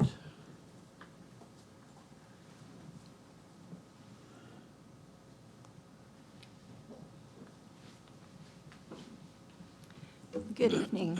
My name is Linda Hewitt, and I've lived at 1135 Albany Avenue for 21 years. I'm rather disappointed with the plan that we were seeing today. It's going to more than double the number of cars coming in and out on Chisholm Park Trail. One of the things that we really need to talk about is the safety of all the children in that area. Having two entrances, one of them on Narcoossee Road, would be much, much better. And I would encourage that the builder could have an area set aside inside the entrance where children could stand waiting before they board the bus. Because you already have a lot of children already out on Chisholm. It's only going to get worse. And you're also forgetting the park. You're talking about cars from this development. What about all the cars from the park? And there's major events that occur there. So I am definitely, very strongly urging you to go ahead and have that surrounding wall and to have two entrances. In addition, looking at the park, the impact of this property on the park is something you need to consider. That's a very large retention pond. Depending on how it's put in, the land slopes down towards the lake. So we have some citizens here that the retention pond at Chisholm Estates is causing flooding, not from the pond, but from the rainwater, the heavy rain. So if that were to happen, it could have a really bad impact on our park. That's something that not only our citizens who live in the area, but all of St. Cloud enjoy. So I really appreciate that you're listening, all of the effort and the time that you have spent individually learning about this community, and to remind you that your vote is absolutely critical as to the future of this property, as well as St. Cloud. You can be part of creating a showcase, something to be proud of for many years in the future. Or you can let them cram in smaller homes, and it's really not going to be a positive for anybody.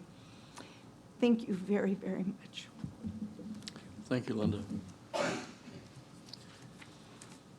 Jackie Friccione? You'll have to help me, Jackie. You got it right last time. Yeah, I got a bad memory, getting old. Friccione. Friccione. Can you hear me? I got you. Good evening, Mayor and council members. I'm Jackie Friccione. I live at 4872 Chisholm Park Trail. I would like to acknowledge some of the homeowners that are here tonight from Chisholm Park and Runnymede Oaks, and also some of the ones that could not make it tonight. We do have a petition from the homeowners that could not make it due to their job or their children being in school. We have an additional 47 signatures here from homeowners that could not make it tonight. We, the community of the homeowners of this area, have stated prior that Home Dynamics and Mr. Adams have not submitted a compatible or consistent request for the future land use designation and the zoning change to R1B. We have researched all the surrounding homes from Chisholm Park to Rummel Road, and the consistent factor is the majority of all of them are half-acre home sites and up. They have a minimum of 100-foot lot width in all these areas. They are also adjacent to the conservation tree line area of Chisholm Park and the lakefront community. This 100-foot lot minimum width is the standard of homes in this area that exists now, and we are requesting the city, if annexed, to continue this standard of homes, to maintain the growth and balance as stated by the compatible, desirable development to this area. One example I want to point out to you is Hidden Oaks on Rummel Road. It was developed with approximately only 10.44 acres of land, 17 estate home sites, all consisting of a half acre or more. Definite asset to the area. Comparable to the Walker property of the 10.81 parcel, which is adjacent to the Runnymede Oaks subdivision and Albany Ave. Chisholm Ridge on Rummel Road, also 20 homes, all consisting of half-acre home sites and approximately the same amount of acreage as the Walker property. A recent sale listing in this area of Chisholm Ridge is at .56 acre lot for $649,900. The largest demand in our area is the larger lots. For example, Sunbridge, a Tavistock developer, confirmed that he had such a large demand from buyers that he requested through the county and was granted an increase in lot size of his T2 areas up to 1 acre parcels. Even their LDR designation in Sunbridge, T3 areas, are 85-foot minimum lot width for this community. Home Dynamics has acquired the Walker property on August 12th. Records I submitted to you today in a packet shows that they purchased this property of 20.65 acres of land for $2.15 million. The builder did not pay a premium price for this property per the sales data research in the St. Cloud area. Need to wrap it up, please? Okay, the parcel of land that he paid for was basically $52,000 a half acre, and the builder is showing us with his zoning designation of R1B that he has no intention on building a compatible home to the existing community of this area. Thank you very much. You're welcome. Can I leave this petition with somebody? Just hand it to the clerk. Turn it over to the clerk. Is there anyone else in the audience that wants to speak to this item that has something new to contribute?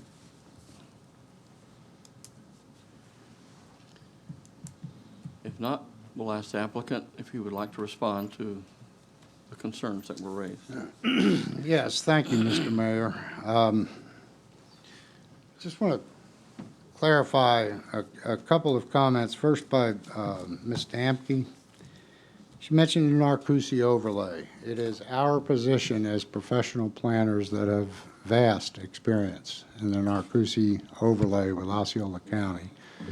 This plan that we presented to you with these restrictions not only meets the Narcousie overlay, it exceeds the Narcousie overlay. There's no requirement in the Narcousie overlay for a linear park and buffer on Albany Avenue, for instance. They do have buffers on their main framework roads, but not on Albany. She also mentioned apartments. We are proposing no apartments. The R1B zoning that we are requesting would not allow apartments. We are not proposing apartments. Should this be developed in Osceola County, not only would we need to meet a minimum of 3 dwelling units per acre, which right now we're just below in the city, but we would also have to have 3 different product type. Now that's a rear load, alley access, single-family home, a front load, single-family home, and the third product type would have to be some sort of attached product, whether that's duplexes or townhomes. We would be required to do that in the county. Your code does not require that. We are only proposing single-family detached product, no apartments. There was quite a bit of conversation about compatibility. The homes around us are, yes, minimum half-acre lot. Let me tell you why. The health department requires well and septic to be a minimum half-acre lot. That's why they're sized that way. They're on unimproved roads, and they don't have the public services that your code and the county's code require us to do. So we have to pave roads. We have to put curb and gutter in. We have to do an urban design. We have to put public utilities in with water and sewer. So we couldn't subdivide this property and make it compatible, exactly compatible with our neighbors, because the code doesn't allow it. Your code doesn't allow it. The county's code doesn't allow it. The comprehensive plan doesn't allow it. There's a lot of comments about Sunbridge. Do they have 85 and 100-foot lots? Yes, they do. But they also have apartments, and they have 50-foot lots, and they have 35-foot lots. That's a much larger project, and their different product is dispersed, and lot sizes is dispersed over a very large area. That's what their market demands. We don't have that opportunity here to create larger lots and then make up our density somewhere else, because the property is not sized like Sunbridge. There was a mention about schools. Schools are over capacity. Guess what? State law requires schools to be over capacity at 110% before the school board can build a new school. That's a state law. There's redistricting that's allowed. They did say another school is not going to come constructed until 2025. Our homes aren't going to be constructed for another 2 years. We still have to go through a preliminary subdivision plan. We have to go through construction plans. We have to go through permitting from the South Florida Water Management District and your city staff. Then we have the site work to do, and then vertical construction could start. It'll be two and a half years before the first house is ever sold and occupied. There was a mention about the pond. I didn't quite follow it, but our pond, and by the way, Deputy Mayor Matheny, we did take a preliminary look and see if we could move that pond. If we move the pond further easterly, we're going to change the control water elevation, cut and fill. It's going to reduce the opportunity we have for tree preservation. So where we've shown it on a preliminary engineering evaluation is the best place for it. Certainly it will be permitted by not just the city staff, but the South Florida Water Management District. We cannot create drainage problems off-site. That's part of the permit process. I finally want to address, I think I got most of the issues, but one gentleman, Mr. Bennett, I believe, asked for meetings. I gave Mr. Bennett my phone number after the Planning Commission hearing. I never heard from them.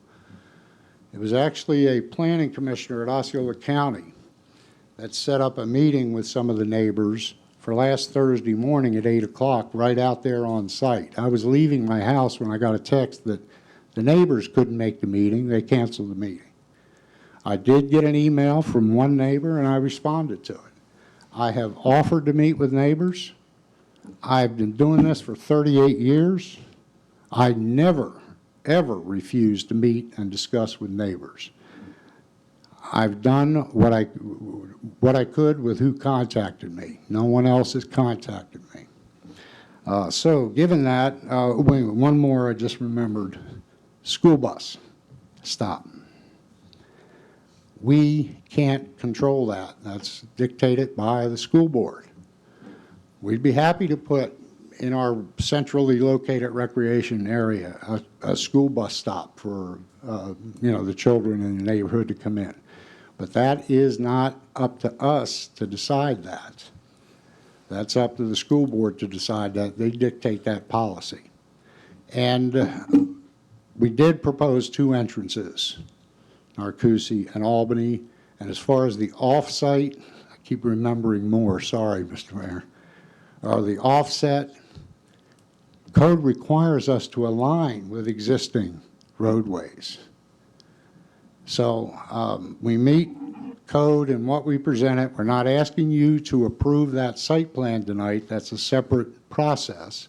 We're asking you to approve those restrictions that we proposed to accommodate a plan like that. I'm available for any questions you may have, and if I missed something, forgive me, but if you all have anything, I'd be happy to address it. Melissa, are you wanting to speak to this? Okay. Do we have any questions? Councilman Urban. Yes, thank you. So I had the opportunity to meet with some residents in the area, and they spoke about a lot of the concerns that they spoke to this evening. And seeing the area in person is a lot different from looking at it on the map. And I think the neighbors have reasonable concerns, and they are being reasonable about it. They know that there can't be nothing built there, and they understand that growth is going to come to the area.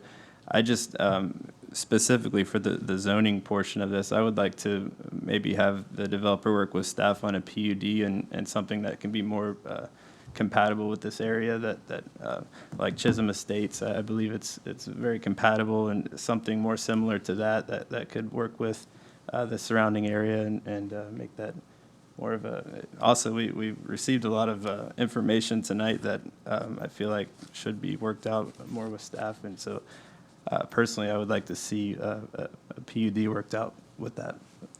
Would you like to speak to that? Yes, sir. Thank you for the opportunity. We tried to submit a PUD, or a PD, excuse me. Again, it was different staff members. My client does have some contractual obligations that I'm not completely privy to, but you're asking us to start all over again from the beginning. And I know that may not affect a lot of people, but it certainly affects my client and his contractual obligations. I believe the restrictions that we've voluntarily placed on ourselves will accommodate the same thing that you will get out of a PD. If you want half-acre lots, then hey, no problem. Let us do septic and well. Let us not improve roads. Your code doesn't allow that. Okay, we can't do that. It just simply is impossible. As far as property value goes, that's one thing I did just remember, sorry. Property value is created by a couple things. First of all, the size of the house, of course, but community amenities, improvements in the community, those roads, those urban paved, curb and gutters, sidewalk, the trails, the water and sewer, that creates value for the entire neighborhood. So the value is created, plus the recreation area that we're proposing and your code requires, that will help maintain, actually, it will create value. So that's the issue of value. So it's not apples to apples, because we can't do apples anymore with what they have. We have to do oranges. And what we're trying to do is present a plan that creates the best oranges we can, okay? So going back and starting all over from scratch from a PD, that is just not feasible for my client. Would anyone else like to speak? Councilmember Trace. Thank you. Okay, so we saw this once before, Yes. a couple weeks ago, a month ago, something like that. And part of our comments with that, and part of, it's not really necessary part of the motion, but it was to, at the first reading, you heard the comments that we had, that residents had, and it was to make changes and bring back something. With what we were presented, I know we had a date certain with that, so you had kind of a deadline and a time clock. Nothing changed. I mean, we're getting the same plan. There might be a bullet point list that we just got tonight. So it's kind of, should we have just applied for a continuance on this and just at least had a chance for staff to review this, for us to even get a chance to review it other than being presented at the meeting? What I interpreted council's intention was at the first reading was to bring back something that would lock in those changes that we proposed on that site plan, because you can't approve the site plan through zoning. That's what we believe we did.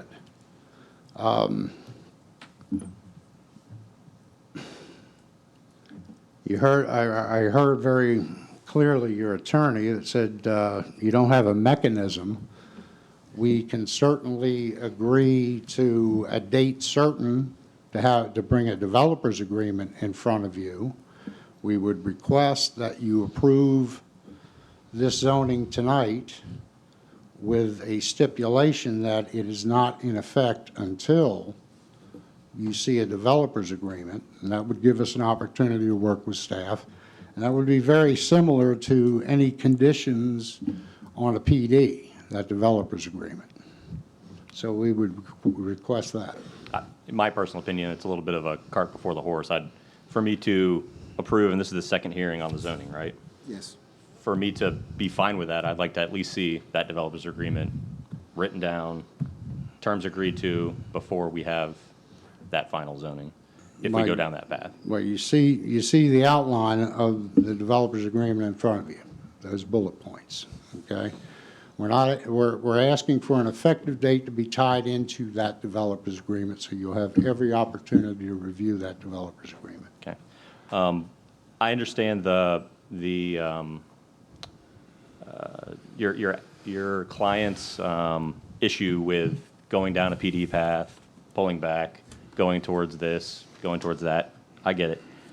Was the PD that was applied for, substantially the same as this plan, or was it a lot smaller lots, a lot more lots? Is that kind of why? It was a higher density, yes. So, I mean, that's Yes. why the trepidation of staff Well- going for, you might not want to go for the PD because, Actually, it was more an interpretation of code. Things like buffers aren't open space. yeah. Well, what is it then? Buffers are not recreation space, but it's certainly open space. And the ponds are only half of it. Yeah, I get and it. a trail around a lakefront park, it doesn't justify using half of your pond for open space or recreation, unless you have a trail on the maintenance berm and it's part of the same tract. I mean, it just, Yeah, our code's broken. I mean, Yes. That's why everything Okay. comes through as a PD. Our Thank code's you. broken. We're spending a lot of money to try to fix it. It just can't happen overnight. I agree. I just don't believe this plan, and granted, we're not technically looking at the plan, but I'm looking at the plan. It just doesn't have the same community character and compatibility with the area. I mean, just throwing up landscape buffers, I'd actually rather prefer natural buffers than take down everything that's there, plant a bunch of twigs. So there might be other contextual items of what's actually there right now. Take that into account a little more than clear cut and plant twigs. And certainly, in reading those restrictions, we also placed a DBH per acre where existing trees are credited towards that. So the intent of these restrictions, and it's certainly subject to engineering and grading and everything else, but it is to create areas where we can preserve the existing trees. That was the intent of our buffer, or perimeter buffers. Okay. And if this property is directly adjacent to city property, or property that's within the city, right? If there was a 1 foot gap between there, what would the applicant be applying for? The applicant would have already been in front of the Board of County Commissioners with a PS for low-density residential. And what's the density? Minimum of 3, maximum of 8, 3 different product types, which in this case would absolutely include some sort of attached product, whether it's duplex or townhomes. I don't think apartments, although they would be allowed by the county code, they're not marketable there, so I don't think you would see apartments there. But it would absolutely have to have some sort of attached product to meet the 3 product type of the county code. And how tall would those buildings be, or allowed to be? LDR, I think, I'm not sure. I think In it's the 3 county, stories. it's either 3 or 4. Yeah. 3 or 4 stories, okay? Okay, so at least with this being directly adjacent to city-zoned property, we're at least bringing that way down from what the minimum even is allowed through county zoning.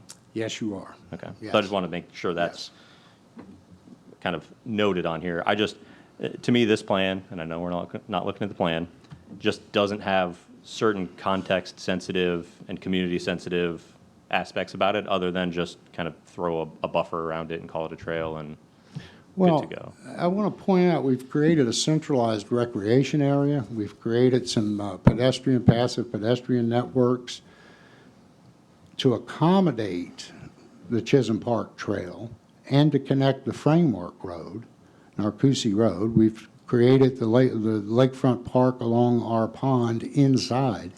This is not just a standard subdivision that an engineer might design.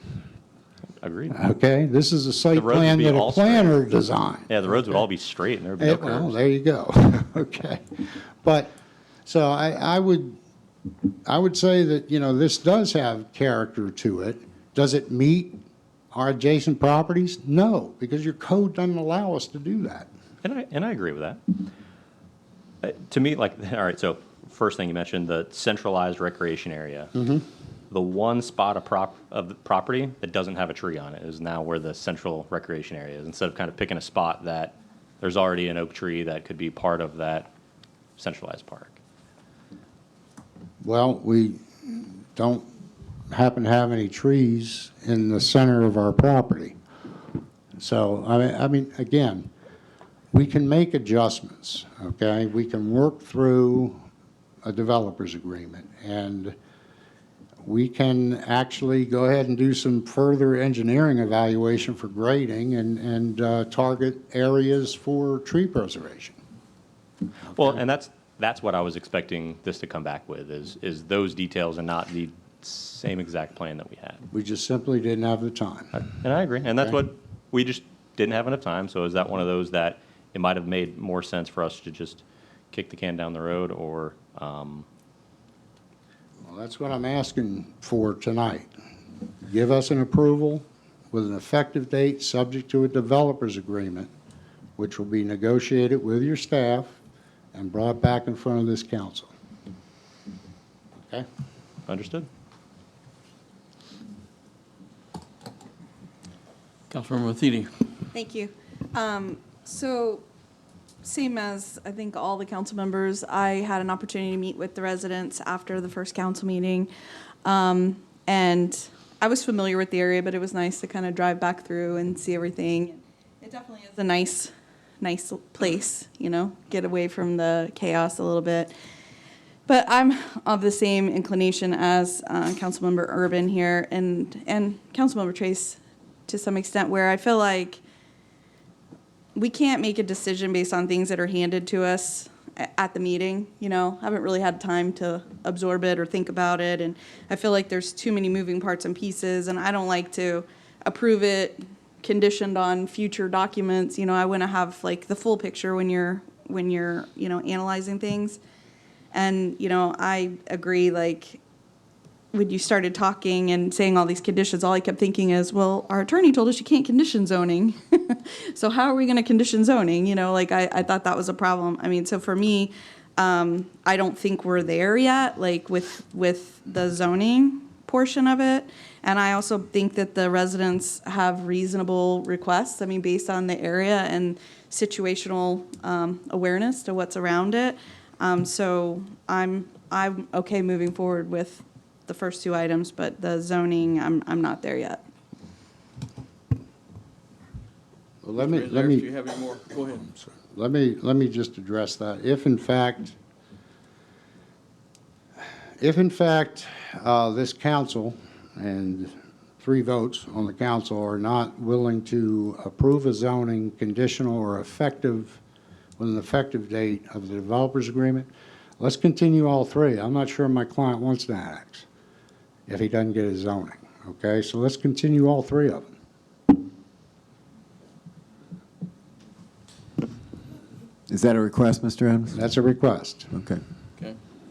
Now, if there's not going to be an approval of the zoning map tonight, don't approve the annexation or the comp plan. Continue, and we'll work with your staff. Well, I don't think you have 3 votes unless I'm mistaken. So you want a continuance on all 3 of these items? I would respectfully request a continuance to your next available council hearing on all 3 items. Mr. Manzares, do we need to vote on that, on each of these items? Yes, sir.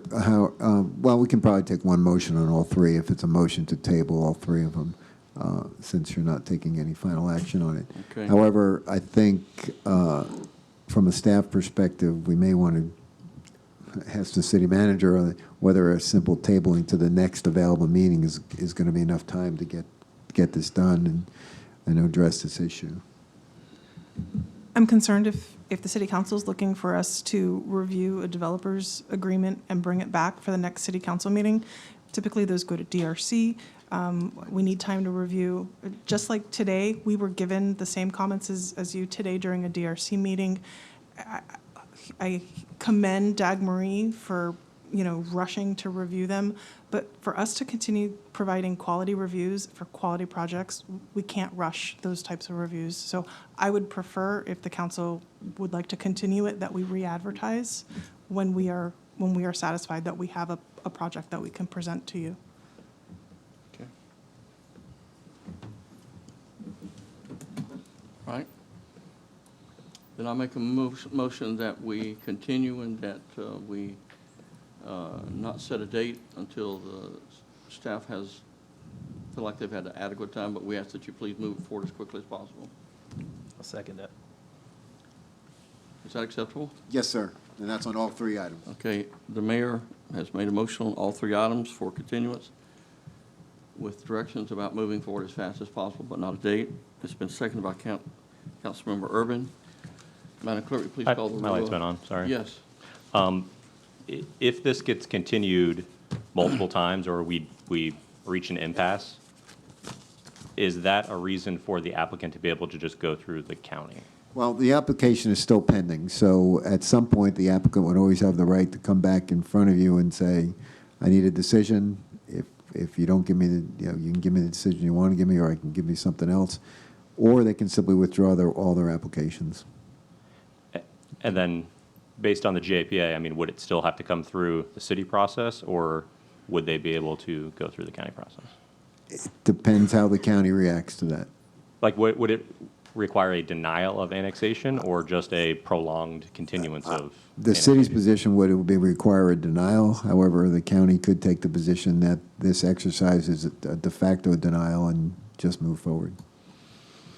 And that's my worry with a perpetual continuance. So just want to throw that out Well, there. we assure you, I think Mrs. Miller's point was the city wants to do a good job. Frankly, there's a decent framework to put something together from a staff perspective. It just has to be reviewed. So I don't think we're talking about months to get this thing. I think we're just to get it to the point where we can address it. We also, in our office, is going to have to take a close look at what vehicle we're talking about to approve this. Because if it is, again, as I said earlier, if it is a true developers agreement, they're not only the DRC looking at it, there may be a requirement they go back to the Planning and Zoning Commission also. Madam Clerk, please call the roll. Deputy Mayor Matheny? Aye. Councilmember Urban? Aye. Councilmember Askew? Aye. Councilmember Trace? Aye. Mayor Blackwell? Aye. Motion carries 5-0. Thank you very much. If it goes to the county, you will not be happy. I promise you.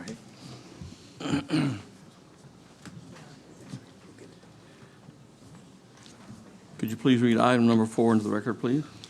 Final public hearing for ordinance number 2022-45, an ordinance of the City Council of the City of St. Cloud, Florida, providing for the zoning amendment of the zoning map of the Land Development Code of the City of St. Cloud, Florida, specifically changing the zoning designation of approximately 9.59 acres identified as Michigan Avenue, 10 acres from A, agriculture, and RE, single-family dwelling, to R-1B, single-family dwelling zoning designation with an LDR, low-density residential future land use designation, generally located west of Michigan Avenue, east of Indiana Avenue, north of Nolte Road, and south of Cody Allen Court, providing for entering the designation on the official zoning map, filing of the Planning Commission recommendation and proof of publication, severability, and effective date.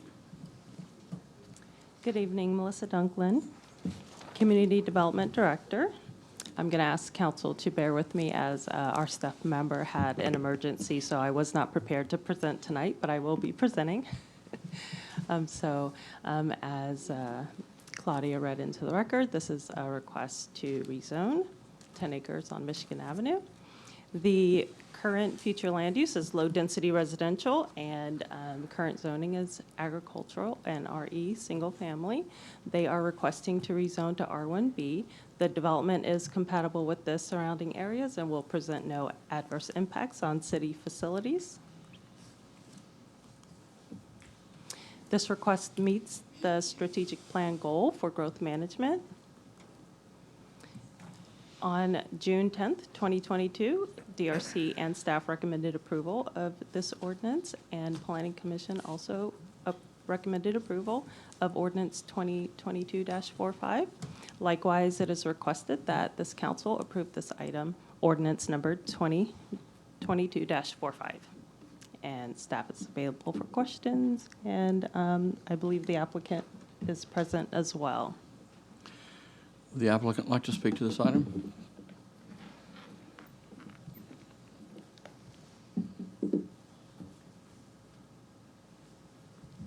Good evening, Mayor and Council. Don Huey with Askew Huey, 25 East 13th Street, St. Cloud. I will say that in the last couple of hearings, there has been a member of the Kraus family that is the property just south of this property, kind of centered within the 9.59 acres, with concerns about buffering and that kind of thing. We had the fortunate opportunity yesterday to speak to that member of the family, myself and my client, and to go through his concerns methodically, answer his concerns, and at the end of the conversation, he seemed content with what we were talking about, the answers we gave him, and I believe that he also conveyed that to emails to some of you. I'm not sure who, but he did say that he had mentioned emailing some of the council members with the same acknowledgement. I'm here to answer any questions. Thank you. Would anyone in the audience like to speak to this item? If not, we will have discussion and/or motion by council. Any questions? Motion to approve ordinance 2022-45. We have a motion from Councilmember Trace. Second. And we have a second from Councilmember Askew. Madam Clerk, please call the roll. Councilmember Urban. Aye. Councilmember Askew. Aye. Councilmember Trace. Aye. Deputy Mayor Matheny. Aye. Mayor Blackwell. Aye. Motion carries 5-0. Thank you, sir. Madam Clerk, will you please read items 5, 7, and 8? Final public hearing for ordinance number 2022-48, an ordinance of the City Council of the City of St. Cloud, Florida, to annex into the City of St. Cloud approximately 12.313 acres identified as 5700 Nova Road, located east of Nova Road, west of Pine Grove Road, north of Hunters Ridge Boulevard, in accordance with the voluntary annexation provision of Chapter 171.044 Florida statutes. First reading and introduction for ordinance number 2022-49, an ordinance of the City Council of the City of St. Cloud, Florida, assigning a future land use designation industrial to approximately 12.313 acres identified as 5700 Nova Road, located east of Nova Road, west of Pine Grove Road, north of Hunters Ridge Boulevard, providing for the amending of the official future land use map of the comprehensive plan, filing of the Planning Commission, recommendation and proof of publication, applicability and effect, suburbility, copies on file, and effective date. First reading and introduction for ordinance number 2022-50, an ordinance of the City Council of the City of St. Cloud, Florida, providing for the zoning amendment of the zoning map of the Land Development Code of the City of St. Cloud, Florida, specifically changing the zoning designation of approximately 12.313 acres identified as 5700 Nova Road from AC Agriculture Development and Conservation County to I-2 Industrial 2 City zoning designation with an industrial future land use designation adopted by ordinance number 2022-49, generally located east of Nova Road, west of Pine Grove Road, north of Hunters Ridge Boulevard, providing for entering the designation of the official zoning map, filing of the Planning Commission, recommendation and proof of publication, suburbility, and effective date. Good evening, Melissa Dunklin, Community Development Director again. This is a request for voluntary annexation for 5700 Nova Road. The property is contiguous and reasonably compact and adjacent to the city limits. It abuts the city limits on the eastern property boundary. The existing future land use is low-density residential, and the existing county zoning is agricultural development and conservation. This request meets the strategic plan goal for growth management. DRC and staff recommended approval on May 6, 2022, and the Planning Commission also recommended approval on July 19th, 2022.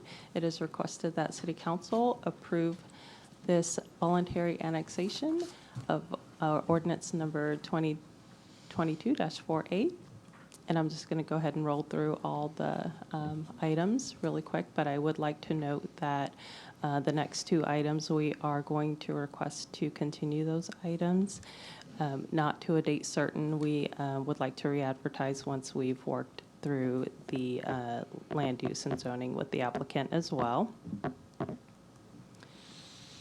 So we're requesting that you continue the comp plan amendment.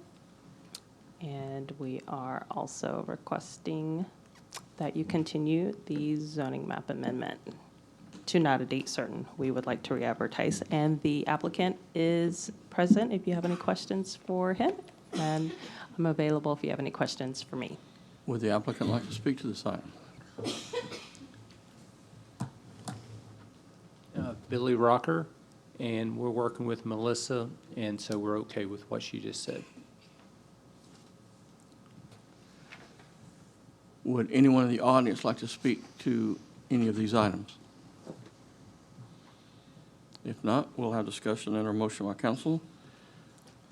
Do we have any questions or discussion at this point? Councilmember Trace. Just for clarity, who is requesting the continuance? Is it staff or the applicant? The applicant. Okay, because did it shouldn't come to us if the staff's asking for a continuance or if it doesn't meet the intent of our code. I didn't get any land use or zoning maps in with my package, so I didn't know if that was an issue with the software or not. I believe that was because we were planning on coming forward with a continuance. Right, right. So because we the applicant has requested to reevaluate the requested land use and zoning, we didn't have a map to present because it's changing from what his prior request was, and we're working out the details as what the best avenue to go is with the applicant. Okay, well, just even seeing the surrounding land use and zoning helps, because, I mean, there's a school property next door, there's residential already, so it's just, some of those land uses and zoning might not make sense for that area. So I understand that's probably why you guys are reevaluating, but, just kind of helps with the decision-making process. With that, I'll make, do we need individual motions for all three of these? You need an individual motion for the first one? For For at the least first one, you yeah. do, yes. Okay. Could I entertain a motion for the adoption of ordinance number 2022-48? Make a motion to approve ordinance number 2022-48. We have a motion from Councilmember Urban. I'll make a second. The mayor. Madam Clerk? Councilmember Askew. Aye. Councilmember Trace. Aye. Deputy Mayor Matheny. Aye. Councilmember Urban. Aye. Mayor Blackwell. Aye. Motion carries 5-0. Could I entertain a motion for continuing ordinance number 2022-49 and ordinance number 2022-50 to a future date to be announced by our city staff? So moved. Second. We have a motion from Councilmember Matheny, second from Councilmember Askew. Madam Clerk, will you please call the roll? And Councilmember Trace. Aye. Deputy Mayor Matheny. Aye. Councilmember Urban. Aye. Councilmember Askew. Aye. Mayor Blackwell. Aye. Motion carries 5-0. Thank you. That brings us back to item number 6. Madam Clerk, will you please read that item? Final public hearing for ordinance number 2022-52, an ordinance of the City of St. Cloud amending and restating the City of St. Cloud General Employees Retirement System, providing for codification, providing for severability of provisions, repealing all ordinances in conflict herewith, and providing an effective date. Thank you. Do we have a staff member speaking to this? But, Joe, are you going to do this?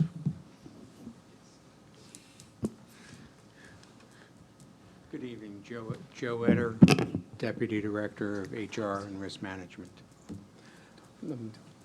Since Dan was very nice to call me up here, I appreciate that, Dan. Basically, we went through the first reading in the last hearing, in the last council meeting. This is just a second reading, and basically it's having an employee or an employee from St. Cloud transitioning to Toho so they can be on the pension board. And in addition, then the transitioned employees will have the decision to make whether they want to stay with St. Cloud's pension or if they want to go with Toho's pension. And I'm available for any questions. Thank you. Would anyone in the audience like to speak to this item? If not, we'll have discussion and a motion by council. Councilmember Matheny. Thank you. So this has the updated language in it about that the numbers change as the number of employees dwindles over time. Yeah, part of your, Yes. I think part of your packet, there's a summary sheet that you should have seen that has shows you the changes and that has that language in it. It also should include some additional language that wasn't part of the first reading that was recommended by the actuaries for the plan to address how the joint contribution will be calculated, because as you recall, Toho is going to contribute to the retirement plan an amount for the employees that transition into the plan. So the proposed ordinance that's before you has a slight change from the last meeting to accommodate language that the actuary asked for to make sure it's clear that the contribution amounts are corrected or calculated appropriately. And that's in that same summary sheet. And so did that go back to the pension board for their, because I know we had a lot of people at the last meeting and Not the actuary piece is not. so we that. don't know if they have objections to the revised language. The general pension. The last time we had a whole lot of police Right. and fire, and that had nothing to do with the police and fire pension. Okay. It was just a vicious rumor. This one, yes, they did discuss it in their last pension meeting. I'm sorry, that there was a lot of people from communications. They are on the general plan. Yeah, I'm They're sorry, not on, yes. they're not on the police and fire Right, pension Yeah, plan. and then they didn't feel like they were in the loop, so I just want to make sure these last minute changes. Right, they were, but they were, to be clear, they were in the loop with regard to which is what I think their bigger concern was the establishment of the Board of Trustees for the plan. If I may, the chairman of the general employee pension is sitting in the audience, and she just gave me the thumbs up. They're okay. Okay, but to finish my thought, so the second change that's been offered is the one that's essentially a technical change was offered by the actuary, and it will not impact anything associated with the plan. It's just the formula that the actuary asked to be included so that when the contributions are determined in the future, they'll know what method to be able to use so that the city and the TOHO will know what their contribution is. Perfect. With that, I'll make a motion to approve. We have a motion for the adoption of ordinance number 2022-52. I'll make it a second. Madam Clerk? Deputy Mayor Matheny? Aye. Councilmember Urban? Aye. Councilmember Askew? Aye. Councilmember Trace? Aye. Mayor Blackwell?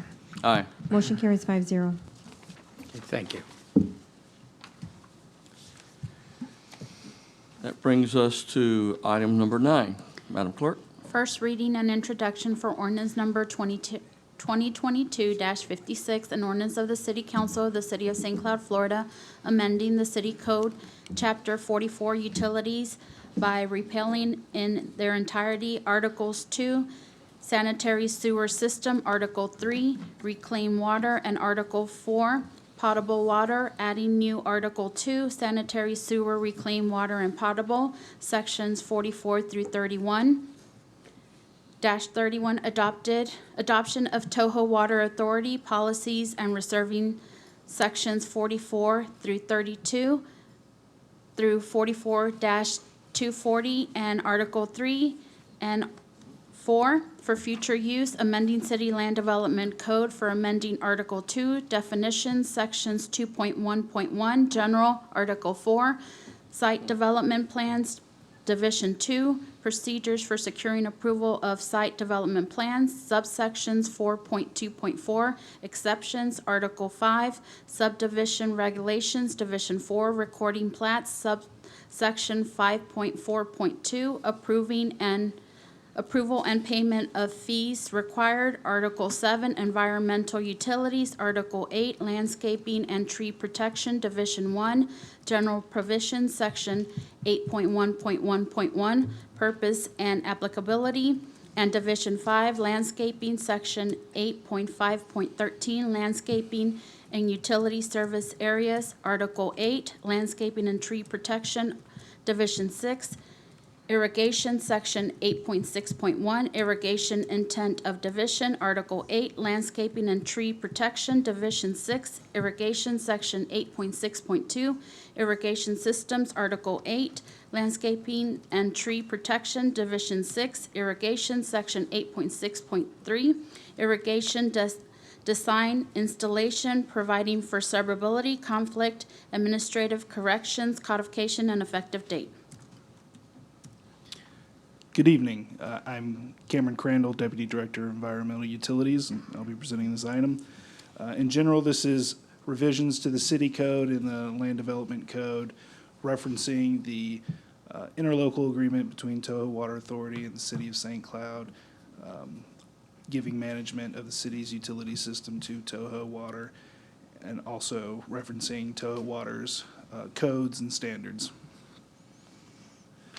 This is the first hearing. The final hearings planned for September 21st, 2022. This will also be going to Planning Commission on September 20th. There's a couple changes. I'll go through them here.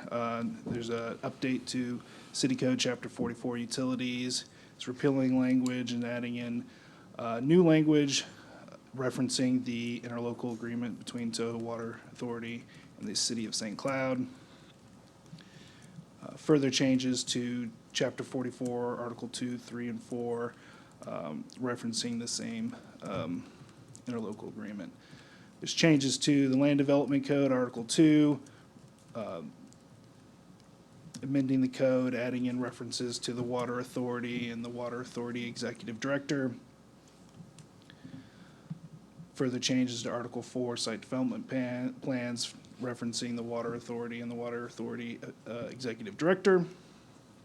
Changes to Article 5, Subdivision Regulations, referencing the Water Authority's standards and also requiring Toho Water Authority to be included in any performance and maintenance bonds for water and sewer reclaim lanes.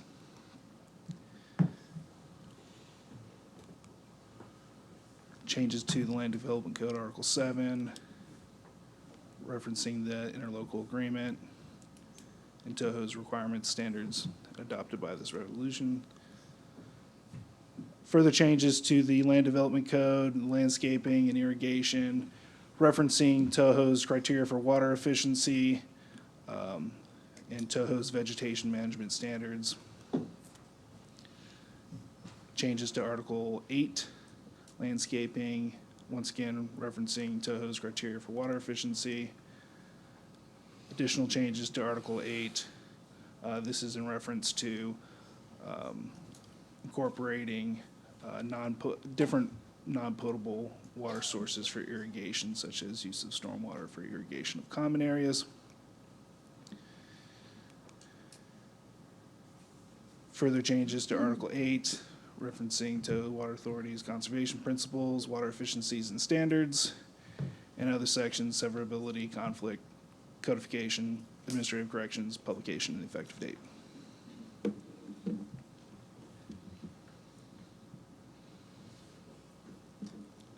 Happy to answer any questions. And you're recommending adoption of this, all these changes, are we not? Are you not? Yes, staff There you go. recommendation is approval of the ordinance 2022-56. Thank you. Would anyone in the audience like to speak to this item? If not, we'll have discussion and a motion by council. Motion to approve. Well, if you could wait just a moment, Councilmember Trace. I'll second, but I have a question. When Toho and City of Kissimmee did their split, is this kind of generally the same code changes that were done when that happened? And I don't know if you'll. I don't think we're aware of that. I don't know what happened exactly Okay. then. This process would have necessarily have had to happen then because all the code language was in the City of Kissimmee code, and if Toho was going to have the ability to enforce it, would have to be moved into Toho's regulations once it was created. So they would have to gone through a similar process. Yeah, I just want to make sure it was similar process and Yes. similar of what we're making changes to. So I will second Deputy Mayor Matheny's motion. We have a motion for Councilmember Matheny, a second from Councilmember Trace for the adoption of ordinance number 2022-56. Madam Clerk, please call the roll. Councilmember Urban? Aye. Councilmember Askew? Aye. Councilmember Trace? Aye. Deputy Mayor Matheny? Aye. Mayor Blackwell? Aye. Motion carries 5-0. Thank you. Brings us to item number 10. Madam Clerk. Resolution number 2022-160R, a resolution of the City Council of the City of St. Cloud, Florida, granting a conditional use to operate a mobile food dispensing vehicle food truck on an .874 acre parcel of land at 719 13th Street, St. Cloud, Florida, as described in the body of this resolution. Good evening, council members, Mayor, Joshua DeVries, zoning manager. The conditional use request CNU 21-00012 for Caribbean Limers LLC is located at 719 13th Street, St. Cloud. The property is zoned highway business and the future land use is commercial. Food trucks are only permissible in the highway district, highway business district, and through a conditional use. There will be no adverse impacts to city facilities. The future land use to the north, east, and west of the property is commercial future land use, and the future land use to the south is medium-density residential. And properties to the north, east, and west are zoned highway business, and then to the south across 14th Street, the zoning is R2 single and two-family dwelling.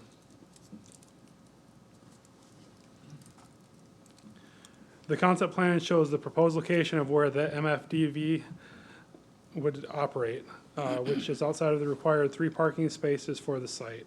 Additionally, there is a 25-foot separation, which is, it's not shown on this, but it's shown in the ordinance. There's a 25-foot radius between the MFDV and any combustible energy source as required by the fire department. And this requirement has also been updated in the MFDV guide. This request meets the strategic plan goals of growth management and economic development. Staff has reviewed this request for conditional use on or before 5/27/2022 and recommends approval of resolution number 2022-160R for the conditional use based on the 6 factual matters identified in the Land Development Code. The recommendation of approval is conditional to comply with the city's mobile food dispensing vehicle guidelines provided to the applicant. On July 19, 2022, the Planning Commission recommended approval of this resolution for conditional use. And then on August 11th, 2022, this council reviewed the request for conditional use and asked for the item to be continued to this council meeting. Staff recommends approval of the request for a conditional use for an MFDV with the council's 13 recommended conditions of approval. And it also provides a sunset language within the resolution that this resolution would expire if approved within 2 years. Therefore, staff recommends approval of resolution 2022-160R based on meeting all 6 of the factual matters with the following conditions, 1 through 13. And there appears to have been some formatting issues with the numbering on the slide. However, these are conditions number 9 through 13. There's also a slight modification to condition number 13. It's correct on your resolution. I did double check that, and that reads as follows: the 3 required parking spaces along the western property line shall be striped prior to any MFDV operating on site. With these 13 conditions, as stated in the resolution, staff recommends approval and is available for any questions. Is the applicant here, and would he like to speak to this item?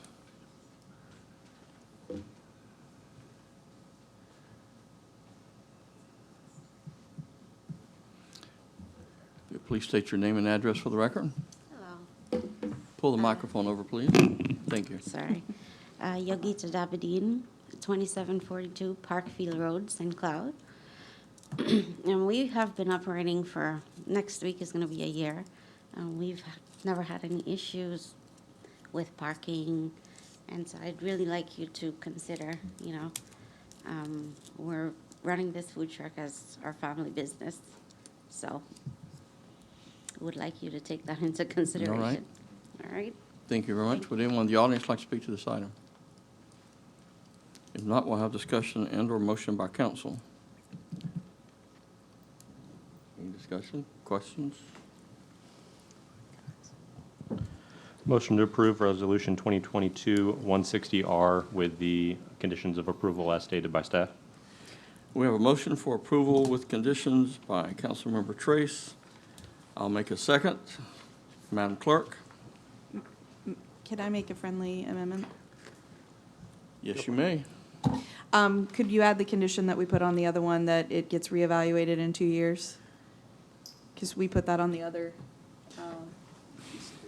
Section 5 of the proposed resolution has language in it that says, either way, the conditional use granted by this resolution shall expire 24 months after its adoption. Perfect. Thank you. Okay. Thank you, Mr. Manzares. Okay. Madam Clerk? Councilmember Askew? Aye. Councilmember Trace? Aye.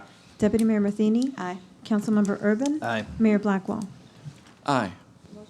Congratulations. Item number 11, Madam Clerk. Resolution number 2022-184R, a resolution of the City Council of the City of St. Cloud, Florida, granting a conditional use for multifamily residential in the HB Highway Business Zoning District on the northern 25.23 acre portion of a 41.41 acre parcel of land generally located north of Earl Bronson Memorial Highway, south of Lillian Lee, east of Narcousie Road, west of Nora Tyson, as described in the body of this resolution. Good evening, Melissa Dunklin, Community Development Director. As Claudia stated, this is a request for conditional use for a multifamily apartment. The existing zoning is highway business. The future land use is commercial. They are requesting to have a conditional use approval for an apartment complex. Conditional uses are allowed in the highway business zoning district to allow multifamily dwelling units, and this will present no adverse impacts on city facilities. Here's a graphic representation of the future land use and map and the surrounding land uses. As you can see, it appears that there are both commercial land uses on the north and the south, east and west. And here is a graphic representation of our zoning map. And the existing zoning is commercial, and you'll see there are several different zoning categories surrounding, but directly to the east is commercial, and to the south there are two other commercial parcels. Here's a graphic representation of the concept plan where they are proposing 300 three-story units. This request meets the strategic plan goals for growth management. Staff recommended approval on July 18th, 2022, and Planning Commission also recommended approval on August 16th, 2022, with the following conditions. One, that the requested conditional use will be applicable only for the northern portion of the parcel in which the residential use is proposed, and more specifically in accordance with the legal description that's provided in your resolution. The number two would be the northern 25.23 acres of the subject property must be split or subdivided prior to the approval of the site development plan. Number three, the subdivision of the property into more than 2 lots will require platting. Number four, the city will not recognize any property split done outside the city's lot split process. Number five, the site development plan must include dedication of right-of-way for the future improvement of Puffin Road along the east side of the property boundary. Number six, the applicant must provide a 6-foot-high wall in addition to the required medium landscape buffer along the north and west property boundaries abutting residential properties. Number seven, the approval of the requested conditional use does not constitute the approval of the provided concept plan as a site plan.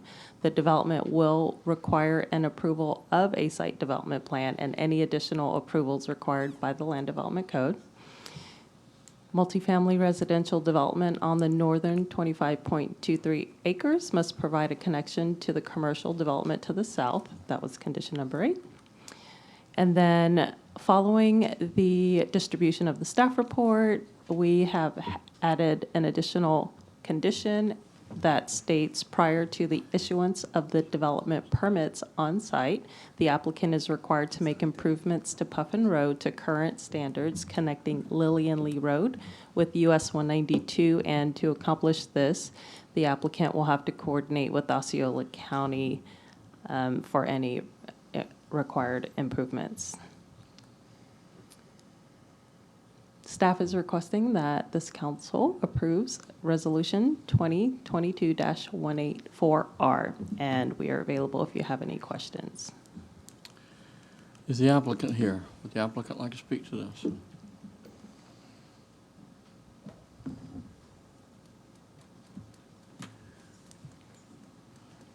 Good evening, Council. Sean Hendel, Hanson Walter and Associates, 8 Broadway, Kissimmee, Florida, 34741. Representing the applicant for the property. There were several residents that had some comments at the planning commission meeting, so I would just reserve opportunity to address any comments they bring up tonight. I was told that there's a rumor going by that this is a 4-story product. It's not, it's a 3-story walk-up. The units are over 200 feet away from our northern property line. There's a 100-foot natural buffer between us that we're not disturbing, that we will maintain. We won't have any improvements, no parking or anything in that first 104 feet. So the site is set. In the Narcousie overlay, there was comments about Puffin Road. So in the Narcousie overlay, Puffin Road is shown to be extended from Lillian Lee to US 192. One of your special conditions was that we have to have a plat approved prior to approval of a site development plan.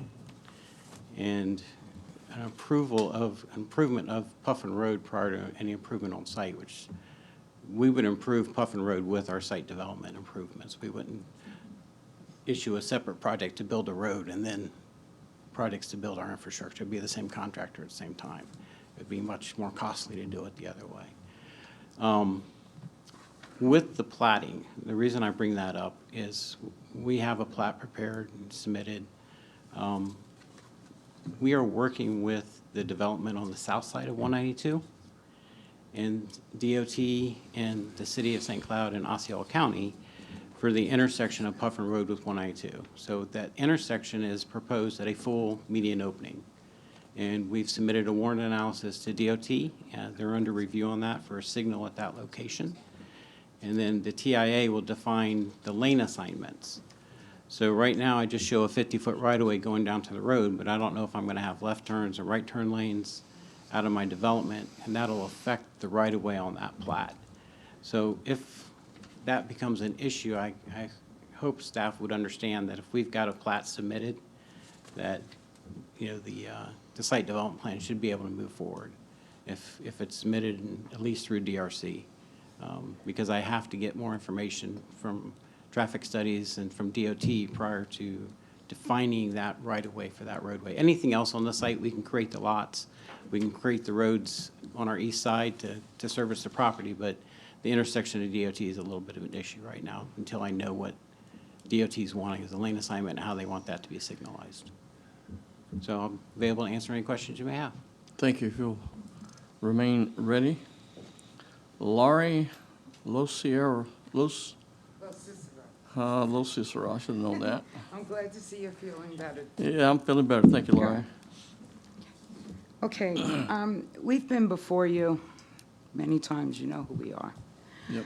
Up until right here, actually the last meeting that you had, my husband was here and Chrissy was here. We were never notified by letter regarding like we got this about what's going to happen on the 20th about the other side of Lillian Lee to this day. Now, I've called respectfully. We spoke. She was going to, Miss Miller was going, and congratulations, by the way. She was going to get back with the county, and because there was a discrepancy whether Lillian Lee was county or city. We were annexed in. First, to this day, have not heard from her. Have not heard from anybody in Osceola County.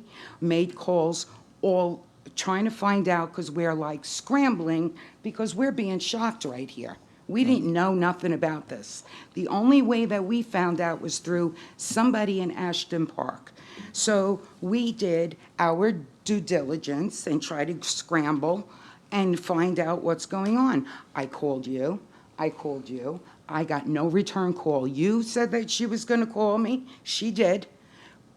2 days later, with all due respect, she's getting into her seat. I get it. I waited patiently. We had a very nice conversation. I still don't know, okay? We are on Puffin Road. With all due respect, now listening to this, because this is the first time I'm seeing and hearing it. Everybody mentioned everything on 192. Everybody mentioned everything on the other side of Rockers Lockers, on the other side of this. Nobody here has mentioned the only 2 homes that are on, and you were at my home, so you know, and I appreciate what you say about going to the site, because if you look at a map, you don't have any idea. There's 2 beautiful 3-acre and 5-acre homes across the street on Puffin Road. It's a dead end right now. The city put dead end on our side, on our street sign. We didn't put it. So now you want to build up this thing and you want to use the road.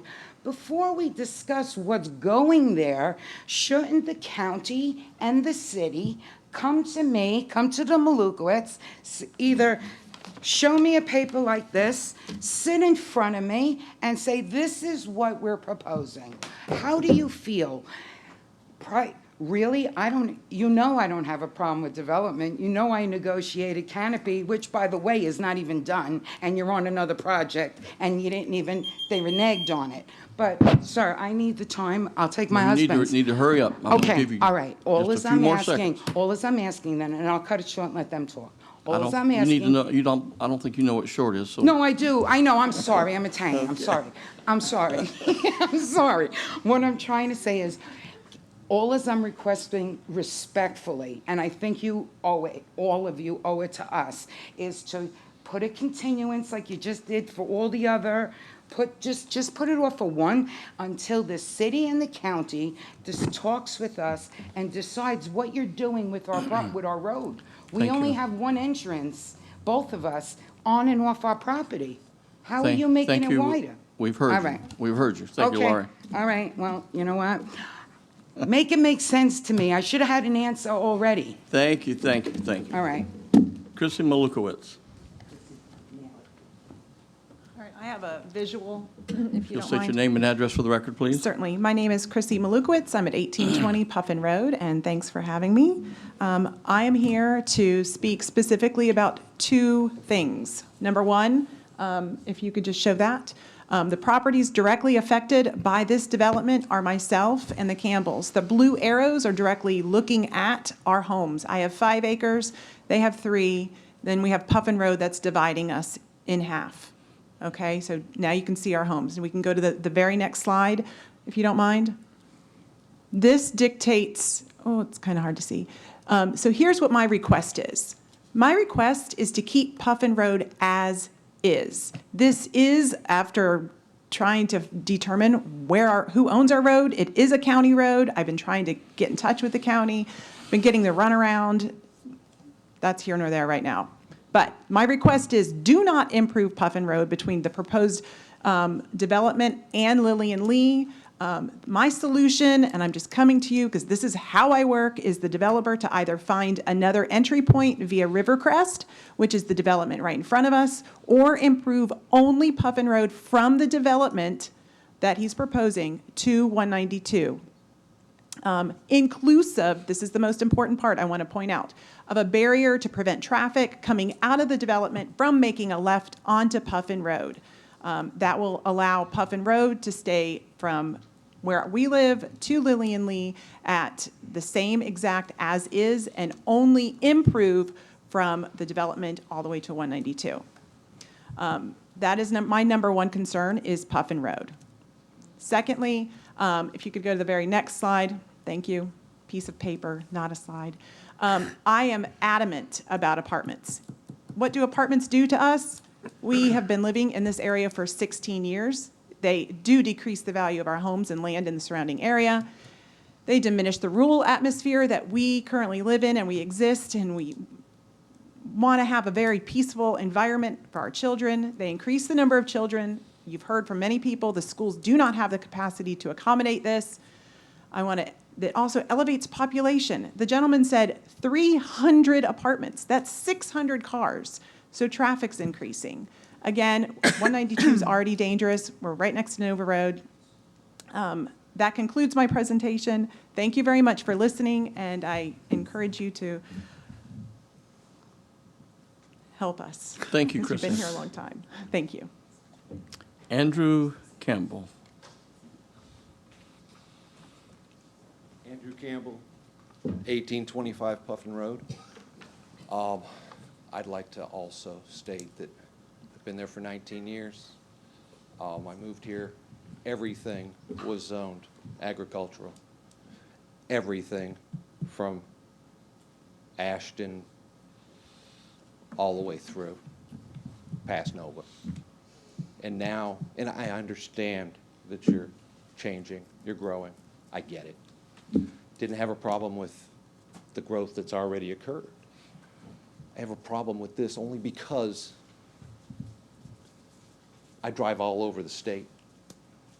I don't see any apartments in my general vicinity for miles, miles. Why do we have to be the first? Why does it have to butt up to a still zoned agricultural set of homes? I don't see anyone here from the subdivision that was recently put in where a lot of their residents butt up to Puffin Road as well. Do they know about it? I don't know. Because we weren't, again, contacted about it. So I respectfully ask to rethink it. Thank you, Andrew. Billy Rocker.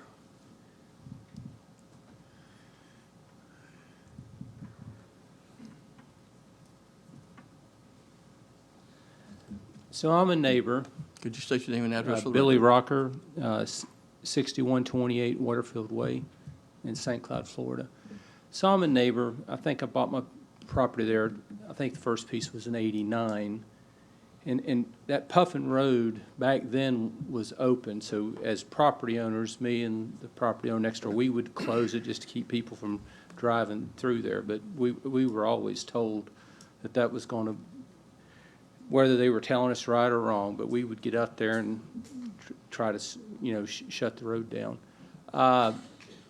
And looking at their plans, and what, you could have a Lowe's there or Home Depot, you could have something with a lot more. But what they're proposing and what I've looked at, the plans, it's really a nice project. So it's actually nicer than what we could have had. And so anyway, what I've seen, if they build what they say they're going to build, it's really a nice project. So, and the apartments will be way off the road, and they'll have a grocery store or something in the front. So I like it. Thank you, Mr. Rocker. Would anyone else like to speak to this item that hasn't spoken? Thank you. Would you like to answer some of these concerns? Yes, thank you. Sean Hendel, Hampton Walter again. So I guess a couple of the things. So the Narcoossee overlay. This property is part of that Narcoossee overlay. And in that overlay, it establishes roadway networks and uses. So apartments are actually centers are where apartments are supposed to be located. And there's 3 centers in the Narcoossee overlay, one being the Publix at 192. And in the text of the Narcoossee overlay, it says that center is to be expanded along 192 to provide for more high-density residential uses and expansion of that center.